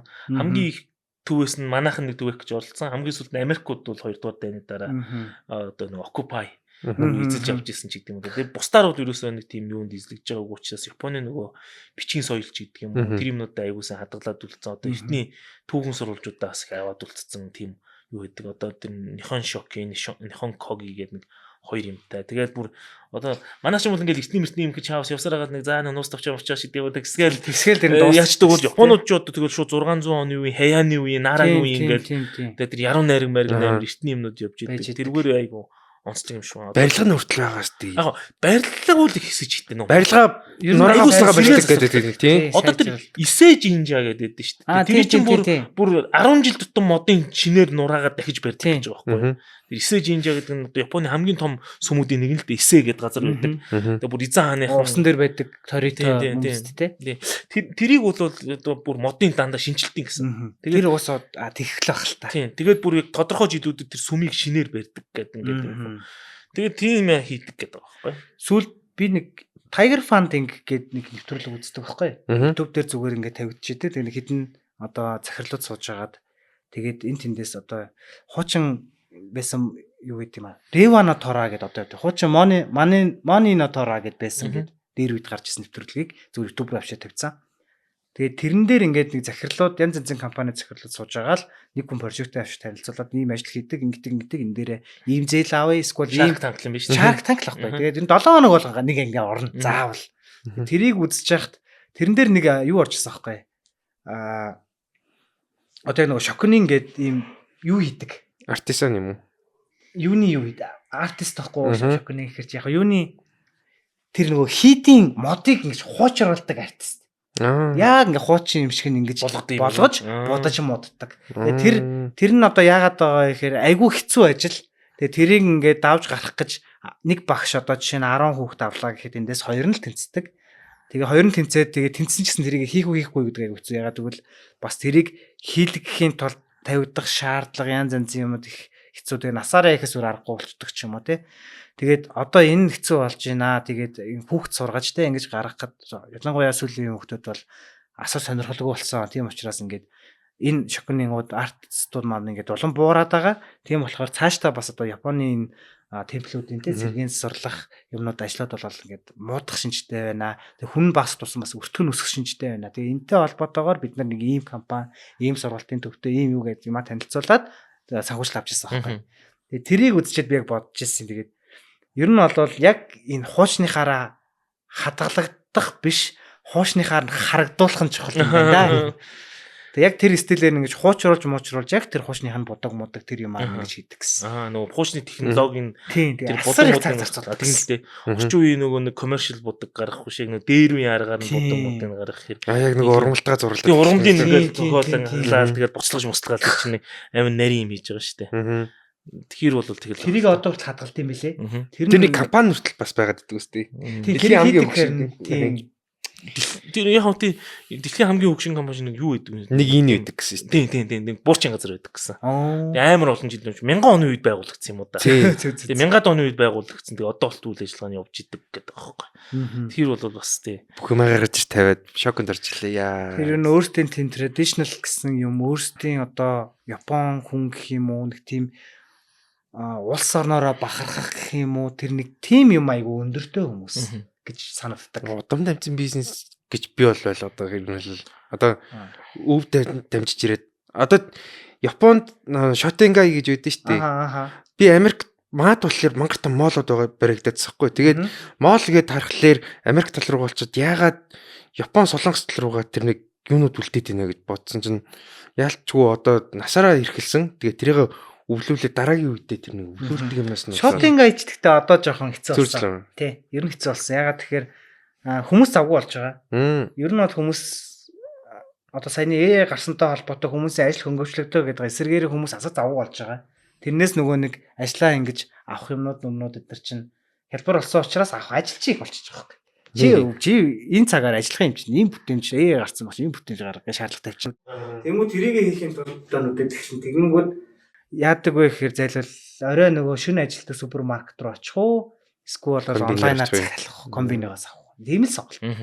Тэр Shottengai чинь бол сонин штэ амир сонин ингээд өглөөх байхгүй 10 маруу гээд ингээд нээн заяа. Тэгснэ их 5 мав гэ 6 маруугийн хаагаар багуулч. Тэгсэн сонин тийм манай сөөх мөхийнхэн шиг дуулцдаг гэдэг хэвчээ. Тийм Shottengai юм уулзалт гэдэг юм болдог гэсэн. Тэгээ яаж энийгээ сайжруулах уу гэд. Яг хөө тэр нь зүгээр нэг юм аялал жуулчлалын маягаар байгаа юм бүсүүд төр бол байгаа. Зүгээр хүмүүс бол хэрэглэх боломжгүй болсон. Японочдод өөрсдөө цаг нь нэгэнд боломжгүй. Тэр хүмүүс чинь өөрсдөө бас тэр цагаараа амар сонирхдаг яг ажлын цагаар тэрийг хийдэг. Тэг өөр бус цагаар юу хийдэг юм хийдэг л багтаа. Яг тэгж л явд юм. Яг тэр цагаа ерөөсөө өөрчлөлт. Тэгэхээр тэр нөө Японы гэр бүлийн бизнесээр бас би нэг сони юм сонсч ирсэн. Жишээлбэл ингээд Японы бас нэг онцлог байна л да. Дээр үесээ байсан юм билэ. Тэр нэг насанд хүрсэн хүнийг үрчилж явах гэдэг тийм концепт аягүй хүчтэй байдаг. Одоо жишээлбэл би чамайг үрчлээд өөрийнхөө хүүхд болгоод авчих тийм боломжтой байж байгаа байхгүй юу? Өглөөлөө явуулчихна шүү дээ. Тийм одоо би чамайг өөрийнхөө угсаа замж би чамайг ингээ өргөж авна гэсэн үг байхгүй юу? Насанд хүрсэн хүнийг өргөж авах чинь гэсэн. Тэгээ овгоогч нь гэсэн үг байхгүй юу? Чи надаараа өглөө явна гэсэн санаа байхгүй юу? Тэгээ бүр хууль нь байдаг би хуулийн сонирхож харж ирсэн. Тэгж өргөж авахын тулд ямар ч өөрөөс чинь 1 хоногийн дүү байх хэрэгтэй гэдэг билээ. Яг дүүл авах хэрэгтэй. Өөрөөс ахуйныг өргөж авч болохгүй гэдэг байгаа байхгүй юу? Тэнгүүд нөө Японы том компаниуд чи яадын гэхээр тэгдин гэсэн ингээд одоо жишээ шүү. Энэ би яг жинхэнэ жишээ биш шүү. За жишээлбэл нэг Ноён Сузуки те. Тэгээ ботел та те. Ноён Сузуки байсан чинь ингээд өөрөө баян тэгсэн хүүхдүүд нь юу н өөрийнх нь тэр бизнесийг авахгүй юм гинэ. Зарим нь урлаг уран сайхан хөцөлтөө, зарим нь одоо юу гэдэг чинь хууль мэл, зарим нь устар юм. Зарим нь жоохон шаардлага хангахгүй. Зарим жоохон шаардлага хангахгүй. За цаар. Тэнгүүд яасан гэхээр өөрийнх нь компанид ажиллаж байгаа нэг сё байна гинэ. Оо. Гой залуу байна гинэ. Оо тэр үлстэй ажлыг шажигнуулдаг жиг бизнес инэ тэр юм. Тэнгүүд Ноён Сузуки юу боддог гэхээр нөгөө нөхрөө өснө. Би ч юм уу хүрчлээ авчи. Тэгээд өөрийнхөө Suzuki гэдэг нэр өгөөл. Тэгээд Suzuki-гийн бизнесээ Suzuki гэж байна. Тэр яг тийм Японы ер нь ингээд түүхийг аваад үзэх юм бол тэр нэг формал нэр гэдэг шүү дээ. Одоо албан ёсны нэр, албан ёсны нэр төр гэдэг юм. Амар ач холбогдол. Түүнээс тэр нэг цусанд бол нэг ач холбогдлохгүй байх шүү. Тийм. Яг тэр нэг ач холбогдол. Өөр бүр цаасан дээр яаж өвчсөн бэ гэдэг нь амар чухал. Бараг бодит байдал дээр ямар байхаас илүү чухал байдаг байхгүй. Тэгэхээр тэрний санаа нь юу гэхээр одоо сүүлчийн шогуныг ахаад ярил л да. Сүүлчийн шогун Токугава Йошинобугийн талаар ярингууд. За яг Токугава Йошинобу бол Токугавагийн 3 салаа үг байдیں۔ Госанкё гэдэг баха тэрийг 3 том салаа үг. Юу гэхээр Токугавагийн main branch будаа болох юм бол гол үг будаа болох юм тэр 3 үгээс хүнийг шогун болгодог байхгүй. Тэр нь одоо нөөц ав гэх юм одоо тийм. Тэгээд тэр Госанкёгийн нэг нь болохоор юу байдаг вэ? Тэр Мито гэж ав байдаг. Тэгээд нэг нь болохоор Hitotsubashi ичлээ ингээд юу надад жаад.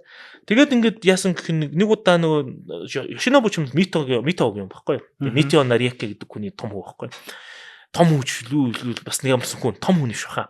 Яг энэ Мито Нариаки ингээд хүүхдтэй болонгууд эхнэр нь нөгөө Кёотогийн хүүхэн байсан. Тэгэл нөгөө нэг хүү дүрэнгүүд хүүхэн хардын гинэ. Тэнгүүд царайг нь харснаа. Энэ нэг Кёотогийнхны байлаар нэг хогийн нэлцгаан юм байна. Энэ л миний юу болохгүй гэдэг. Тэгэж явж явжсэн чинь Тогоо Yoshinobu төрсөн чинь оо энэ яг миний хүү ээ. Миний хүү бүгд өөрийнх нь хүүлээ. Гэхдээ нөгөө ээжийнхээ эмээг аваагүй гэдэг юм одоо тийм утгаар энэ бол өөрийг нь дөрөөс миний хүү ээ. Манай хэвчээ жиг митогийн залуу болох юм байна гэдэг. Тэгээд тэр одоо яг би нөгөө сүүлийн шоу ингээд зохиолсон. Нөгөөдгөө явуулсан. Шибари ятаар ингээд зохиолсон жоох спойлж юм л да. Тэгээд яг за нэг нь Yoshinobu-гийн талаар ярьж чи тэр хүмүүс бас сонин учраас сүүлийн шоу. Yoshinobu чинь тэгээд ингээд хүүхд багт яадаг гэсэн гэж ингээд баруун талаар нь хөвтүүлж унтуулдаг гэж байгаа. Яадаг вэ гэхээр нөгөө баруун талаар нь даруулаад зүүн талаас нь гарын татад баруун талаар сэлмээ орох боломжтой гэж байгаа тийм. Баруун гар нь чөлөөтэй. Дээрээс нь татуулдаа гэхэд энэ талын гараа сэлмээ орой шууд чавчилж байгаа хэрэгтэй гэж байна. Тэгээ унтчих үед нь ингээд яг тэр баруун талаар нь унтуулахын хажуу тийшээ ингээд хамаагүй унтуулахгүй хоёр талд нь сахлын утга тавьчихдаг гэсэн чинь. Тэгээ хөдөлгөл юм бол тэрэндээ зүсүүлчих гэдэг. Тэгж жагаад баруун талаараа ингээд дигтээ унтаж сурсан гэж. Гэх мэтлэн тэгээд аав нь бол ер нь үүлийг үздэг байсан гэдэг. Өөр нь ирээдүйд ахуй амтан болно гэж бодцсон. Тэгээ угаасаа нэг ингээд өөрийнхөө амар юм а тий. Тэгээд өөрийнхөө тим залуу байсан. Тэгээд яасан гэх нөхрийг сүүлд нь яасан бэ гэхээр Хитоцу Баши гэдэг өргүүлсэн бэ. Хитоцу Баши Кейко гэдэг нэртэй байсан тийм хүн байж байгаа. Тэгээ сүүлдээ яагарахгүй нөгөө Токугавагийн гол угсаа залгамжлах хүн болоо. Тэгээ яг эргээд нөгөө Токугава гэдэг авгаа гэж байгаа байхгүй. Тэгэхээр хүн бол ингээд овог нэрээ солих гэдэг юм концепт. Тэгээ дээрэд нөгөө одоо жишээлбэл би нэг дамио байлаа гэж бодъё. Нэг тодорхой нэг газар нутагтай том дамио байгаад жижигхэн лорд байгаа л гэж бодъё. Тийм ээ. Тэгээ би ингээд явж итлээ хүний амьдрал усан заримдаа нөгөө хүүхдүүд нь эндээд өгч ин тэ. Тэгээ миний угсаа тасрах дээр дулцсан гэж бодъё л да. Тэгээ би бол нэлээд гайгүй сурвалж дамио гэж бодох юм бол жоохон доогуур ранкийн овгоос нэг хүүхдийг танахыг өргөд тавьчих гэдэг. Тэнгүүд нөгөөдөр нь юу гэж боддог вэ гэхээр энэ хүүхдийн хувь тавиланг сайжруулах цорын ганц уламжууд илүү өндөр ранкийн овгод өргүүлэх гэж байгаа. Японч нөгөө юу н хатуу одоо тэр хирахын хатуу болчингууд өөрийнхөө салаа овг ч юм уу эсвэл нэлийн холын овгоос ч юм уу нэг хүүхдийг тэр нь бол одоо жоохон ранк доогуур авах юм бол ранк дээгүүр овгууд нь тэрийг өргөж аваад тэгээд тэрний ачаар яадаг байсан бэхээр өөртөө газар нутгийг өргөжлүүлээ аваад гэж байгаа. Тэгээ нөгөө нэг тэр нь одоо овг гэдэг нь нэг ёсондоо цусны төрлийн инфээсээ илүү одоогийн хур бараг хуулийн итгээд гэрчлэгээ шиг. Яг хуулийн итгээд шүү дээ. Тэгэхээр тэр өөрөө хэрэв огон тасарч байгаа тэр хуулийн итгээд тасраа газараа хураалгана шүү дээ. Тэгмүүд цусан төрлийн байх нь хамаагүй манаа нэг хүн байх хэвээр. Тэгээд энэ овгийг чааш нь авч явах хэвээр гэдэг нэг юм. Тэр концепт амар сонин одоо Японуудын тэр концепт. Тэгээд сүүлчийн шоугун ч юм бол мито овг юм байж байгаа. Дараа нь Хитоцу Баширо очоод тэгээд Токугава гэдэг нэрээ аваад тийм яасан бэ. Тэгээд яг тэр асар игцэгтэй үед л Японы шоугун одоо босон шүү дээ. 1868 он Мэйжигийн сүүлс 1853 онд Перигийн онгоц ирсэн. Тэгээд нөхөр өвчин 1866 онд гэдэг баха. Бараг Мэйжигийн юунаас 2 жилийн өмнө шоугун болоод Тасалаас 2 жилийн өмнө ягаад тэгээд тэрийг аль болох цус бахтаа яаж дуусгах уу? Бараг 2 жил 1 жил шоугун хийдэг баха тэр нөхөрчээ. Би андуур гэхдээ ер нь бол 2-оос дээш бол биш. 1.5 жил шоугуу гэ. Тэгээд нөхөр ингээд хамгийн сонирхолтой ингээд шоугуныхаа ажлыг өгөөд сул иргэн болоход ердөө 33 настай байсан гэж байгаа байхгүй. Тэгээд 33-тай тэгээд тэр хүн эргээд Японы яг төр тэр хүнийг ашиглуулсан. Гэтэ өөрөө бол тэгээд Японы төрийн янз бүрийн оролцоогүй. Гэхдээ тэр хүний доор нь ажиллаж исэн маш олон албатууд гэх юм уу те Японы засгийн газарт айгүй өндөр албан тушаал очиж исэн. За одоо тэрний нэг хилцээрүүдээ хийгээд ч юм уу эсвэл энэ Японы одоо маш олон өөрөө маш олон авиастай хүнийг доор ажиллуулж исэн гэх юм. Тэгээ тэр хүмүүсээ бас эргэж өөрөө амар олон жил дэмжиж исэн юм байна. Ямар нэгэн аргаар те өөрт нь бас тэр чинь овгийн ч юм уу юу нэ ч гэх юм холбоотой те тэрүүгээр айгүй их өөрөө ил гарахгүй ч гэсэн одоо тэрний юм амар их явуулдаг гэсэн. Тэгээд тэднийх нь нэг нь болохоор одоо тэр Японы санхүүгийн бурхан тэнгэр гэж яригддаг. Тэр одоо 10,000 йендээ зураг гарсан байна. Shibusava Eiichi байсан гэдэг тийм. Shibusava Eiichi бол яг Tokugawa Yoshinobu-гийн одоо ретенер гэж хэлдэг ч та өөрийнх нь албат байж юм хийдэг байсан. Тийм хүн байсан. Яг зүгээр та сонирч ивэл тэр сүүлчийн шоугун гэдэг угаасаа Saigono шоугун гэдэг Shibari Yataрагийн зохиол. Одоо яг номын төвлөрөөс олдохгүй хаад 90-ад оны үед бичигдээ. Тэгээд дахиад нэг хэвлэгдээд 2000 оны үед ч юм уу тэрнээс хойш нэг жоохон хэвлэгжил байсан баг. Тэгээд тийм зохиол байд яг зүгээр хуучин ном момор явуул тэр сүүлчийн шоугун гэдэг одоо манай дэлгэн төмөр ах орчуулж ирсэн. Тэгээд маш гоё орчуулсан байдгийг яг түүхийн ном гэхээс илүү амар гоё адал явдал. Амар тэр хүн чинь амар адал явдалтай. Амар адал явдалтай. Амьдрал өөрөө кино байсан байхгүй тийм хүүхд байгаасаа эхлээл ерөөсөө тэр аавын харалтаатай. Энэ Кётогийнхний балер нэлцгэг царай байна гэдэг хүүхдүүдэд дэгжсэн аа. Өөрийн төрхийг энэ жиггэн манахны царай байна гэж хэлж ирсэн ч гэдэг юм уу тийм түүхтэй. Бас л нэм одоо юу гэдгийг түүхийн өрмөц үе дээр тэр нэг яг би нөгөө хүүхд байхдаа уншижсэн болооч тэр айгуу тийм үлдсэн байт одоо шинэ тэрэн дээр нөхөд нэг тийм Shimazu Hisamitsu гэдэг хүнтэй яриа сууж байгаа байхгүй. Тэгээ нөгөөтг нь бол жоохон түлээгаар юм шиг байна зүгээр нэг юм дамио. Тэгээд нөгөө жоохон юм яахгүй. Гэтэ амар аятайхан позишн дээр очсон. Тэгээд Токугава Yoshinobu байхад тэр шоугун болоог байсан. Тэгээ нөхрийг ингээ найх гэж оролцсон одоо юм ойлгуулах гэж. Тэгсэн гэсэн нөгөө цагийн айс гэж юмыг одоо хүн хүнээс хамгийн их мэддэг хүн те. Цагийн айсыг яаж байгааг хамгийн сайн мэдэрдэг хүн бол одоо Токугава Yoshinobu гүцхэн хэн байх вүлээ. Гэтэл тэр хүн хүртэл одоо Hisamitsu-г хараад би энийг юусоо синхруулж чадахгүй нэ гэж гисэн. Тэгээд юу гэсэн хэрэг энэ яг нэг цагийн айс гэдэг юм дээр гараа морччих. Тэгээ санаа алдсан гэж байгаа байхгүй юу. Энэ цагийн айс гэдэг энэ чөтгөрийг юу яалттай байлаа гэж тэгж гисэн гэж байна. Тэгээд тэрний нь болохоор хажуудлаас нөгөө Shibari Hatara нөгөө хэлдэг. Цагийн айсыг хэн хүнээс илүү мэддэг Токугава Yoshinobu хүртэл тэр үед тэгж санаа алдж исэн гэж үзсэн юм байна. Тэгээ тэр миний харахад тэр нэг Япон хүний онцлог. Яг нэгэн дотоо Shibari Hatara гэж сууж заа. Shibari Hatara бол сонирхолтой Монголд ирж исэн. 1970-аад оны үед Монголд ирж исэн тэр тал нутгийн тэмдэглэл гэж юм бичсэн байдгийг. Тал нутгийн тэмдэглэл гэдэг нь Монголд хийсэн тэмдэглэлүүдээ бүгд бичсэн байдгийг. Тэгэд Shibari Hatara-гийн тэр тал нутгийн тэмдэглэлүүд бас манай Японы нэрт орчуулагч очирхүүгийн жаргал сайхан ихч орчуулад гаргасан байна. Тэр бол олд нь тэндээс. Тий. Тэгээд Оросын тэмдэглэл гэж байдیں۔ Ер нь Shibari Hatara чинь Орос Монголын талаар маш их тийм судалгаа хийж исэн тийм юу байхгүй зөвхөн Монголд их илэгтэй хүн байсан. Монгол хэлтэй. Тэгээд яг энэ бол танхаа бичдэг хүн байдэн шүү дээ. Тэр Enozo Nitobe-гийн Bushido гэдэг зүйл би өмнөх подкастт ирсэн. Тэрийг бол Shibari Hatara шүмжилж байгаа байхгүй. Яг тэ нэг суудлын самурайн тухай л номштой гэжсэн гэж байгаа. Яг тэр Bushido нь бол баруун таймар алдартай байхгүй. Одоо Японы самурай гэдэг ингэдэг тэгдэг гэл амар тийм шивалриктэй Европын Рицаро ч юм ярьсан байхгүй тэ. Рицаро ч хөлөг баатар ч юм ярьсан чинь тэгээ тийм хүн битсэн байхгүй. Тэгсэн Shibari Hatara тэрийг хаасан. Яг тэ нэг суудлын самурайн тухай яг жинхэнэ самурай мөн чанарын талаар их байхгүй тэ гэж хэлсэн. Тэгээд тэр мөрийг харахад бол айгуу тийм зөвүүн. Тэр сүүлд нь бас нэг Meiji химэх төр ус гэдэг номын бол хин бас л Төмөр Батруугаа орчуулсан гэдэг. Би тэрийг уншаад бас нэг тийм нулимс тусдууж унших нь холбоггүй те. Одоо Meiji-гийн төрөөс гэж яаж ийсэн гэдгийг бичсэн тийм байсан. За хэдүүлээ тэр Meiji-гийн юм жоохон хай те. Юу н Тэмүүлэн бас одоо 2 дугаар дайны үеийн Японы түүхийн талаар ярьж ийсэн. Тэр одоо юу манай энэ халах голын дайнтай холбоотой Японууд юу яаж ийсэн боллоо. Тэр Кантоны арим байр, Кантоны арим байр. Тэр тэдний юу болоод ийсэн. Наашаага үгийн нөлөөлөө тогтоох талаар бол бодож исэн юм шиг үлээ. Манайхан чинь Оростой нийлэхээс өмнө уул нь бол Японтой санал тавьж үтсэн байгаа байхгүй юу? Хэд онд? 18 9 он. Тийм үү тий. Ямар ч байсан тэрийг тассан хүмүүс нь Оросыг гэдэг бол массан юм байна. Сүүлд үгийн хид хидэн газар тэгэл баг л та манай бас. Манайхыг татаа хийсэн байгаа байхгүй юу? Уул нь бол тийшээ нийлээд Манжууртайсэн Японуудтай нийлэх гэсэн. Манжууртайсэн Японуудыг нааш нь оруулж ирэх гэсэн. Японд наашаа яагаад орж ирэх гэсэн бэ гэхэлэр Транссибирийг юу тэр чигт нь ирэх шиг сонирхолтой байсан. Дээрээс нь энэ газрын тосны бас нэг асуудал өөрсдөнд байсан юм шиг үлээ. Дорнод газрын тоснд идсэн юм байна л да. Тийм.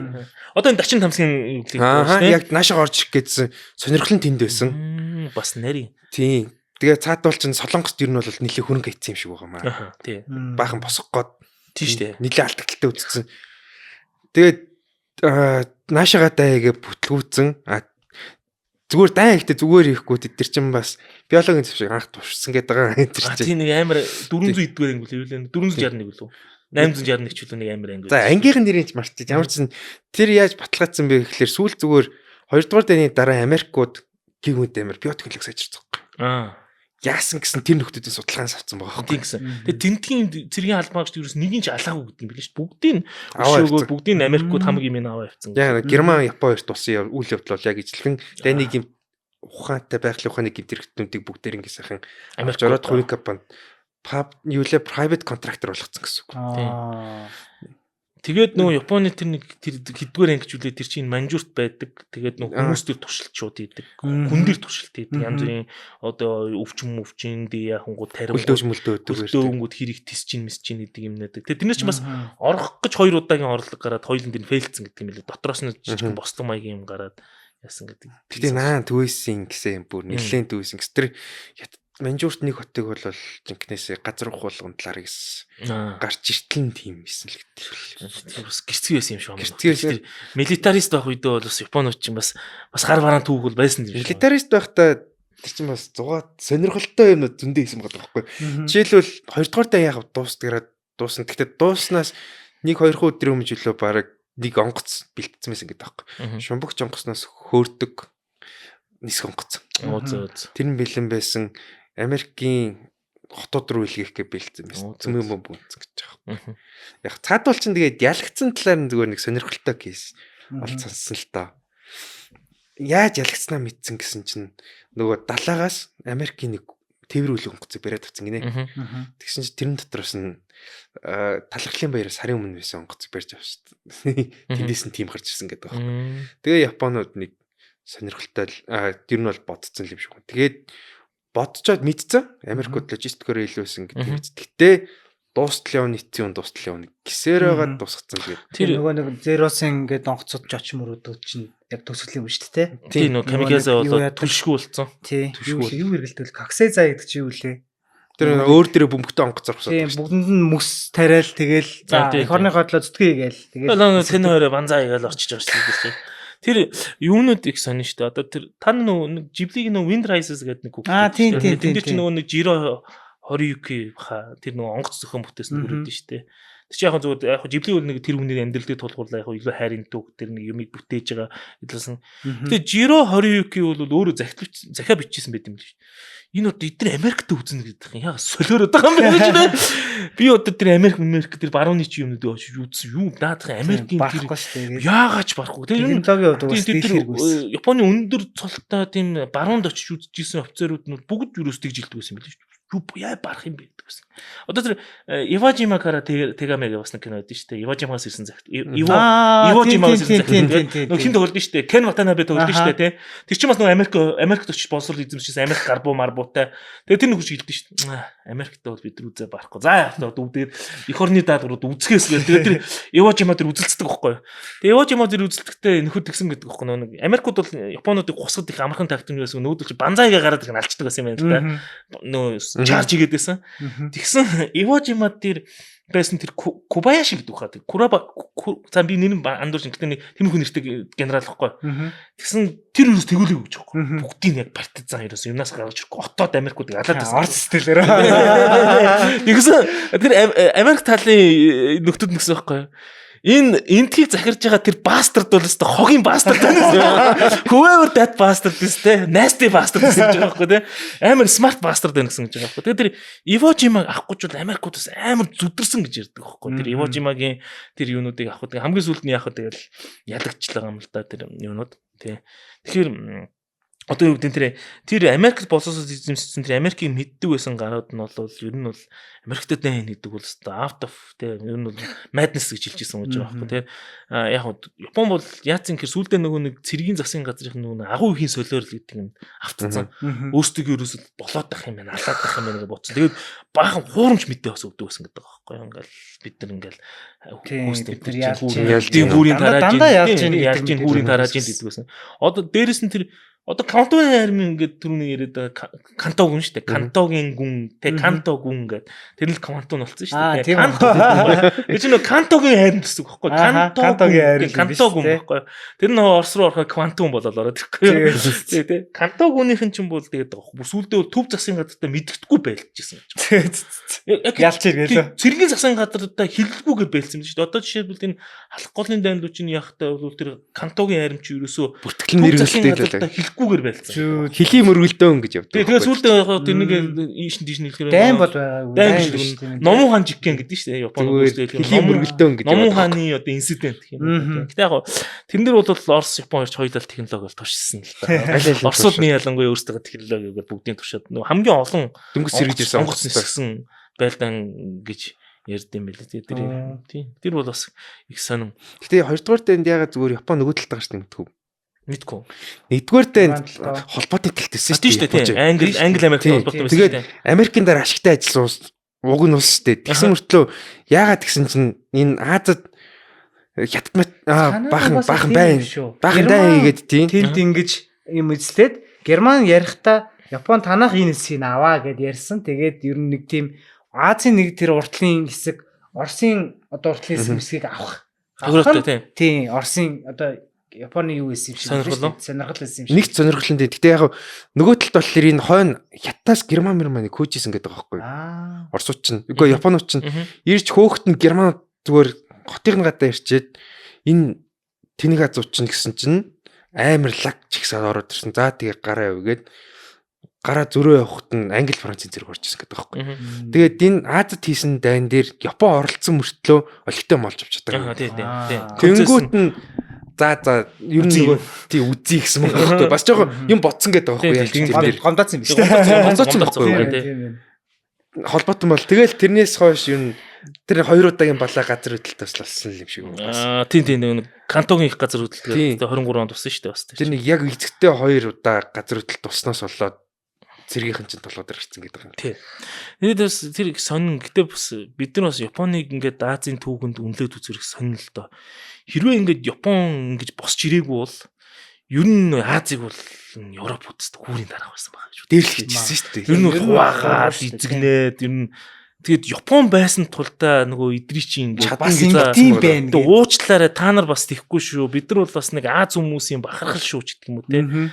Би бол бас тэр талаар нь Японы түүхийг бас тэр талаас нэг харахыг амар сонирхдаг байхгүй яа. Тэгэхээр Европод ингээд колоничлол Оросууд орж ирээд нөгөө талаас нь энтэг талаас нь англиуд орж ирээд те. Тэгээд хятадын чи хідэн хэсэг хуваагаад ингээд явж байгаа үед бол Япон бол тэнд чинь бид нар Азууд энэ дэр ингээд байна шүү. Та нар тэгж даврахгүй шүү.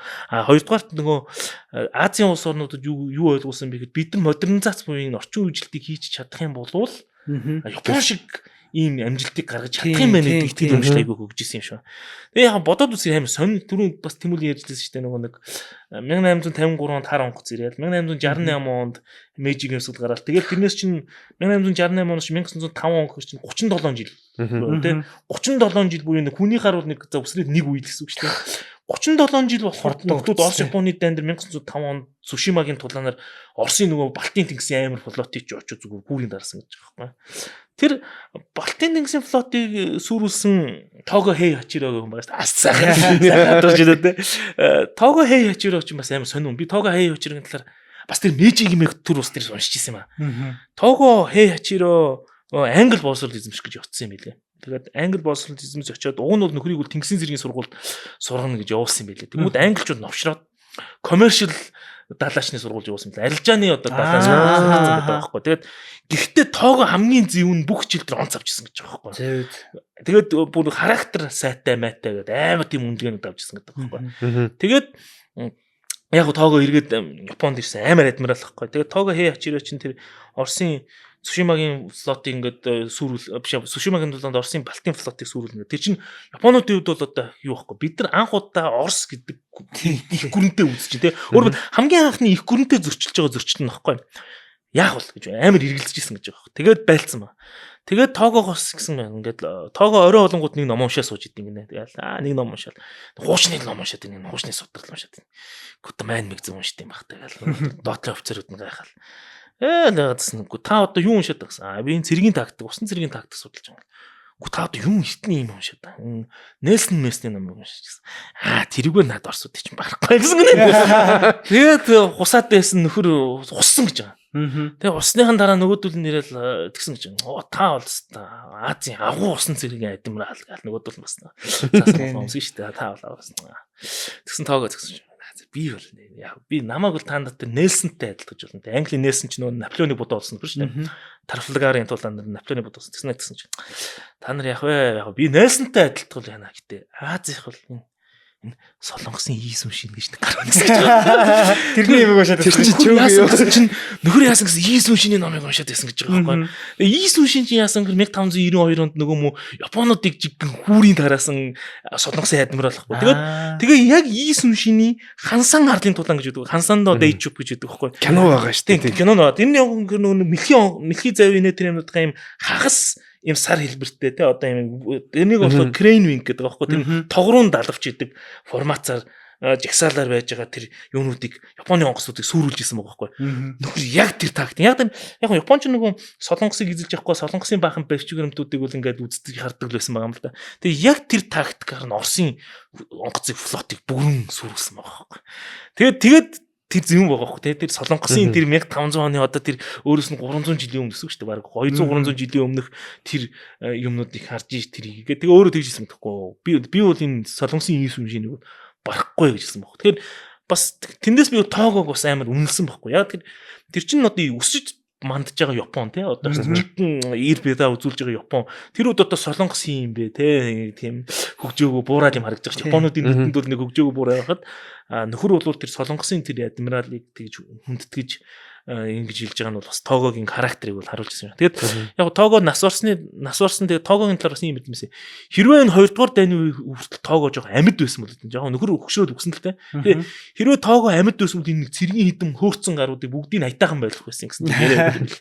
Энэ хөөрөд байгаа хідэн бацаануудыг бүгдийг нэг жоохон аятайхан байлгах байсан гэсэн тийм яриад байл. Тэр нь Мэйжигээс хойш Япон бас илүү нөгөө гадагшаа хүмүүс их явуулаад асар их одоо туршлага мэдээллийг бүр ингээд одоо юу гэнэ маш сайн сураад илүү их сайжруулад өөртөө бүр одоо тэр ялангуяа эмийн одоо патентууд одоо янз янзын шинжлэх ухааны юм дээр бол хурдцтай хүчсэн гэж бодлоо. Тэгээ ингээд авчиртай агент юунууд авчирсан гэдэг байна. Экспертүүд амар авчирсан гэдэг байна.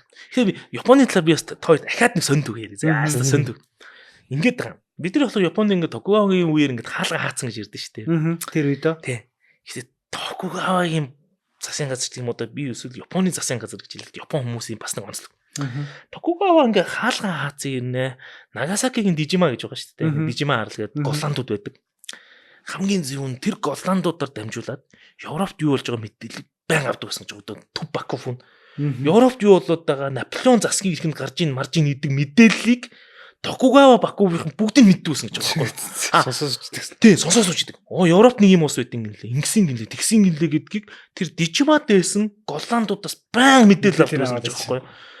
Амар санаатай. Тэд ирсэн захиануудаас ирсэн захиач хүмүүс тэмдгийн худалдаачтай 8 ээжийн нэрээр тэнд нь бүр Бакуфугийн тусгай хэрэгт одоо хүмүүс очсон хоорондоо юм яриад ингээд информашн дамжуулаад Европ яаж ин маж ин хаалттай гэж байгаа. Гэтэ хаалттай мөртлөө өөртөө гаднаас мэдээлэл аваад засгийн газар нь бол Японы засгийн газар бол өөрөө маш их мэдээлэл зөвлөдөг гэсэн гэж байгаа. Тэгээд сүүлд нь яг Перри ирэх ч юм уу инээ тэр юм болоход хүмүүс болохоор ингээд яг Мэйжи ихлээр Япон амар гадах шиг гэсэн гэж ярих гэдэг. Гэтэл яг үнэндээ 1853 онд Перри ирсний дараа Токугава Бакуфугийн буюу цэргийн засгийн газар, шогуны засгийн газрын маш их шинжлэлийн элементүүдийг хийжсэн буюу тэр Ивакурагийнхын төлөөлөгч гэж байдаг байхгүй. Тэр нь болохоор Японы Бакуфугийн гадаад иргэн сайд нөхрийг 1858 онд Америк руу явуулсан байхгүй.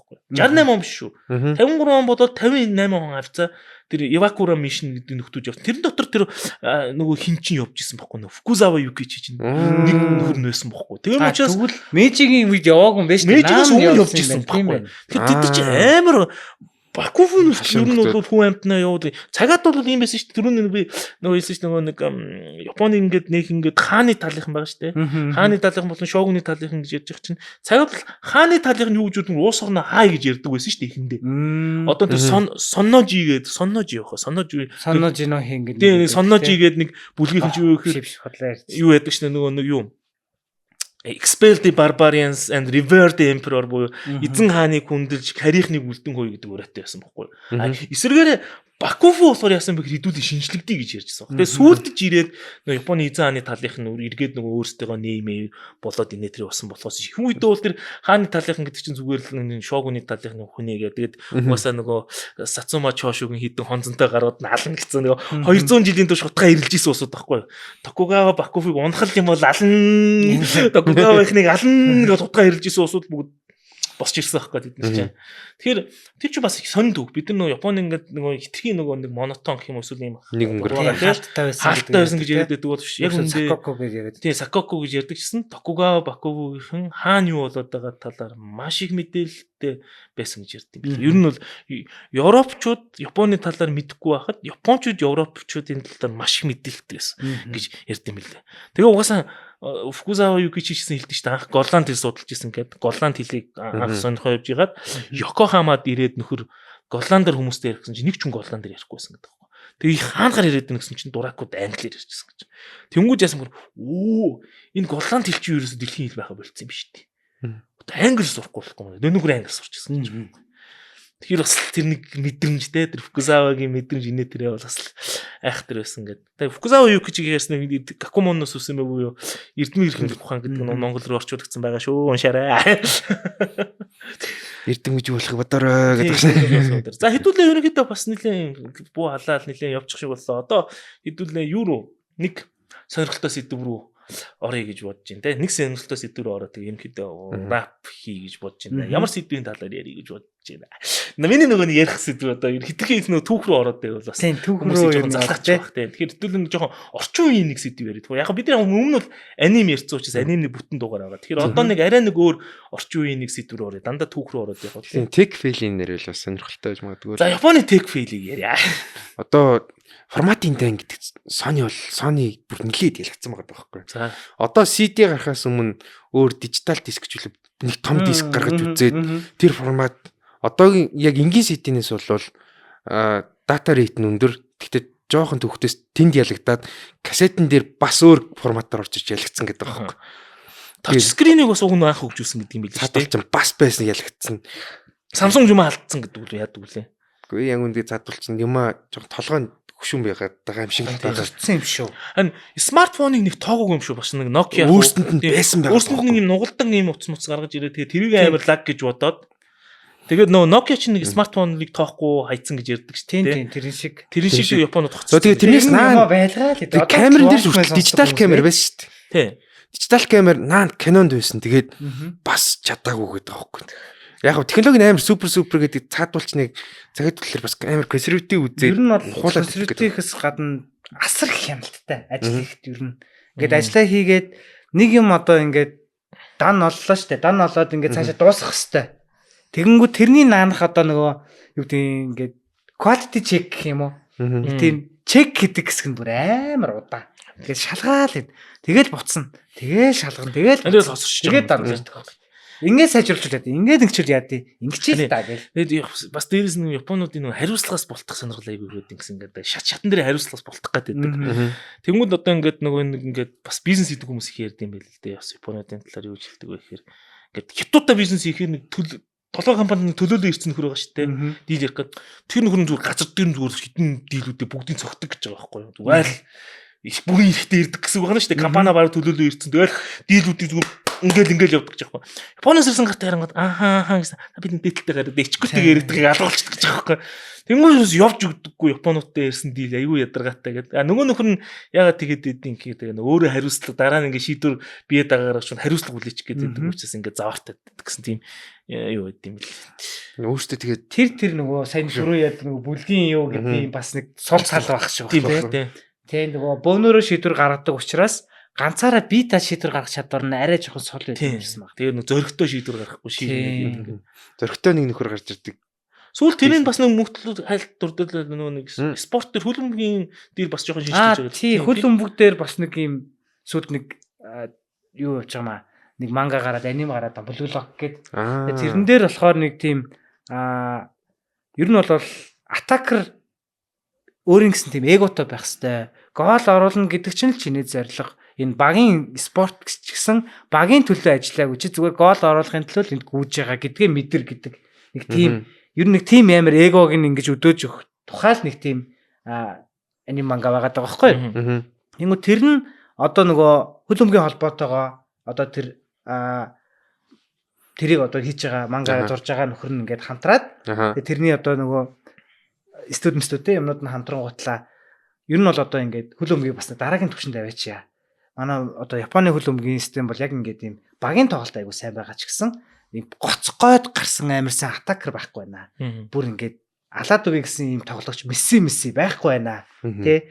Тэгэхээр хэдүүлээ ийм юмыг бас бэлдэх хэрэгтэй гэдэг шинжлэх хийж байгаа юм билээ.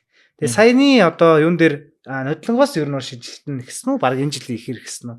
Тэр нэг багууд нэг адогийн дуудуулаад нэг ийм жижигхэн MV гарсан байсан шүү дээ. Нэг ийм анимашнэр хийсэн. Тэгээ тэрийг гарахад ер нь бол нөгөө нэг юг төлөө өөрсдөө Blue Samurai гэдэг лөө. Тэд нар чинь бол ингээд юм атакер болно гэдэг нэг тийм хідэн нөхдүүд тавьсан бэлтгэж байгаа гэсэн. Тэгэхээр одоо магадгүй 4 жилийн дараа дахиад нэг жоохон өөрөөр. Тэгэхээр сая бол 32 дээр бол тэгээд шааш явсангүй шүү дээ. 4 жилийн дараа нэг 8 руу гараад ирчих.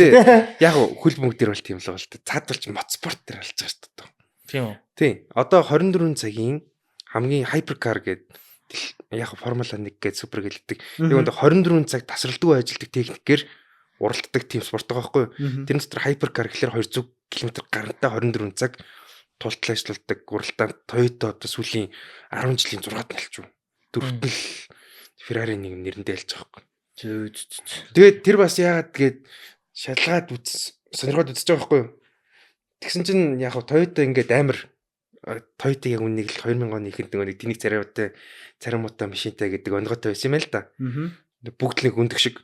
Тэгсэн чинь Kia Toyota гарч ирээд өөрөө яасан гэж байгаа. Дахиад царамуутай машин хийхгүй гэж хэлээд яг хав тэрний дараа Corolla танилцуулсан. Тэгээд тэрнээс нэг 5 жилийн дараа өөр машинууд гараад ирсэн гинэ. Яг тэр баруун нүдээр харахад тийм царамуутай Mia машинууд. Гисэн боловч тэрний технологи нь одоогийн байгаа бүх Lexus орсон гэдэг байгаа байхгүй юу? Тэгснэ тэнд юу болсон гэхээр гард болохоор өөрийг нь мэдрүүлсэн гэдэг байгаа байхгүй юу? Японд. Мотоспорт шат юм л да нөхдөөд. Тэгээд тэн дээр нөгөө нэг ер нь бол тэр бол яг зардал гэсэн. Зардлаас гадна өөртөө аимшигдаг. Тэнд Toyota-гийн өв залхамжлагч хүн 2000 онд хөөгцөн гэж байгаа байхгүй юу? Аав нь жилөө евро чи машин мэдхгүй байх зайл гээд Нürburgring хөөцсөн гэж байгаа байхгүй юу? Тэнд очиод үтсэн чинь өрсөлдөгч компаниуд дандаа бүр 2 жилийн дараа гарах машинтайсэн чи манай нөхөр 3 жил гараад 3 жил болсон үйлдвэрлэлээс хасгацсан машинтай уралдсан гэж байгаа байхгүй юу? Тэгээд мөнгөгүй яваад шар зууж байгаа тэгсээ тэндээс хожицсан гэж ялсан гэж байгаа байхгүй юу? Тэгээд за одоо ойлгосон юм байна өөрөөр үзээгээд гарч ирээд тэр Toyota-гийн одоо стратеги нь болохоор тийм консерватив мөртлөө хуучин технологи зөв шоколадын өөр тактикээр яваад байгаа байхгүй. Одоо бүх цаа электрон гэсэн. Электрон шилжсэн шүү дээ. Тэгсэн чинь машин дээр болохоор яг хүнд яг ямар хэрэгтэй, яг юу хэрэгтэй гэдгийг яг хэрэгцээнд нь юу таартай. Одоо энэ ус дэлхийд дээр ямар машинууд явдгийг гэдгийг амар харж үзсэн гэдэг байгаа байхгүй. Тэрэндээ таарсан технологи одоо уралдааны технологи дээр хөгжүүлээд хүмүүсийн ундаг машин дээр бүгдэнд нь шингээсэн гэдэг байгаа байхгүй. Тэгэнгүүт бас яг Япон компаниудыг муу гэд үзэхлээр амар сонирн байгаа байхгүй. Мотоспорт дээр ингэ илдрээд байгаа байхгүй. 2090 онд бас Honda дээр эвдэлсэн гэдэг байхгүй. Бүх спорт гоё машинууд бүгдээрээ унахад амар хог юм байдаг гэсэн. Тухгүй гэсэн үг. Хатуу космосын дуграад эвдэрдэг байсан гэдэг байхгүй. Тэгсэн чинь Honda хэдэн инженер орой ажил дээр суудаг байсан хэдэн нөхөр энгийн машинд моторын 4 цилиндртэй юм 6 цилиндртэй болгоод тоглож ийсний захирал нь хараад наатахаа хийгээд үзгсэн. Тэгээ нөгөө нөхөрийг нь унсан чинь спорт машин тэрнээс хойш унахад тухтай аминд үлзэт болсон гэдэг байхгүй. Тэгсэн одоо Японы салбар болгон дээр яг муу байгаа ч гэсэндээ одоо яг хоцрогдсон шүү дээ. Тэгсэн мөртлөө хоцрогдсон гэж байгаа. Спорт автомашин дээр болохоор би зүгээр нэг яг шууд таслаад хэлцэхэд уучлаарай. Үнэхээр одоо юуг Tesla ч юм уу те BYD-г машин уу гэж машин биш байхгүй. Софтвер зарж байгаа байхгүй. Явдаг батарей юу? Тийм, батарей зарж байгаа. Машин гэдэг чинь одоо дараагийн түвшинд одоо гарах гад дараагийн судалгаанд явж байгаа ш нь ус төрөгчийн мотор стор энэ ингээд. Тэд нэрээ яваад эхлэхээр бас яг бид нэр бас ялгааг нь мэдэрч эхлэх байх. Ер нь бол би бол Tesla BYD эднэрийг бол яг машин гэдгээс нь илүү эднэрийг софтвертэй ингээд нэг юм инновашн хийгээд арай өөр төрлийн бүтээгдэхүүн зарж байгаа гэж бодоод байгаа. Тийм болохоор л одоо нөгөө Toyota, Nissan эднэр чинь хичнээн электрон машин руу очих гээд эдний хийдэг машин тэрнээс шал өөр байгаа байхгүй. Эдгээр чинь машин хийдэг болсоод тэрнээс ийм төхөөрөмж одоо явдаг төхөөрөмж хийдэг болсоо биш байгаа байхгүй. Тэр нэг тийм ялгаа байгаад байгаа. Тэгэхээр яг автомашины зах зээл дээр бол том хэвээр байгаа. Зүгээр сая бас нөгөө нийлнэ гэсэн яриа байж исэн. Нийлээгөө. Toyota, Nissan, Honda гурав шүү дээ. Тэр гурав тэгээд 24 онд л тий. Тэгээд ер нь бол жоохон тохироо хүрээгүй юм шиг үлээ. Уг нь бол янз янзын юм дээр хамтарч ажиллаад янз янз бүх инновашнууд нь цуг явж байгаа. Тэгээд OEM хийж байгаа нэгнийхээ хийсэн машиныг аваад нөгөөдөл нь нөгөө логогийн солиод тавиад явчихдаг. Тийм юм явж байгаа. Тэд чинь нэг ерөнхийдөө хятадын болон Tesla-тай үзэхийн тулд төчөө нэгтгэх гэсэн юм байсан шүү дээ. Сая миний яг хэлдгээр бид нар машин үйлдвэрлэж байгаа юм чи эднэртэй үзээд явах гэдэг бас нэг юм байсан юм шиг л. Бид нар угаасаа өөр байхгүй гэж байна. Өөр юм. Яг сүүлд бас ярих нь бол Японы нүүр сервис индастри бол стил номер 1 хэвээрээ. Угаасаа ингээд одоо convenience store дээр гээл тэгээд байхгүй байгаач барахгүй гэдэг Японы тэр нэрээд хоол найрсан гэдэг гэсэн. Гэхдээ ер нь тэрний тэр сервис ингээд тэгээ яг бид нар одоо Японы хоолыг ярилгуулангөх гэдэг л да. Дараа хоолоо яриад тэгээд хоолыг бол тусдаа ярьсан. Бүгдийг ярьсан дээр хөө. Хоол шал шүү дээ. Японы хоол, convenience store тэр нэг үйлчлэгээ тэнд байгаа тэр 6 цэнгэлийн entertainment юмнуудыг бас жоохон ярьж чадсангүй. За тэрийг дараагийн нэг өөр нэг тэрийг та нэг базаад нэг ярьсан дээр бах тий. Тэгээ. За өнөөдөр тэгээд энэ үргээд дуусаа. Бид нар бас нэлээд ярьчлаа. Тэгээд бас та бүхэнд бас комент дээр сонсомоор байгаа Японтой холбоотой энэ чиглэлээр сонсомоор байна ч гэдэг юм уу. Бас нэг жоохон тий нэг юм цааш нэг үнзгэрүүлээ сонирхмоор байна гэсэн зүйлээр доор комент хийрээ. Тэгэх юм бол бид нар тэр талаар нь бас сорсуудыг олж өгөөд яач. Тэгээ өнөөдрийн бас ярьсан ганц нэг сорсуудыг бол бид нар дурдсан сорсууд энэ юмнуудыг бол бас одоо комент description хэсэг дээр айлуулах оруулахыг зорино. За тэгээд ингээд манай подкастыг үзсэн та бүхэнд баярлалаа. Баяртай. За баярлалаа. Баярлалаа.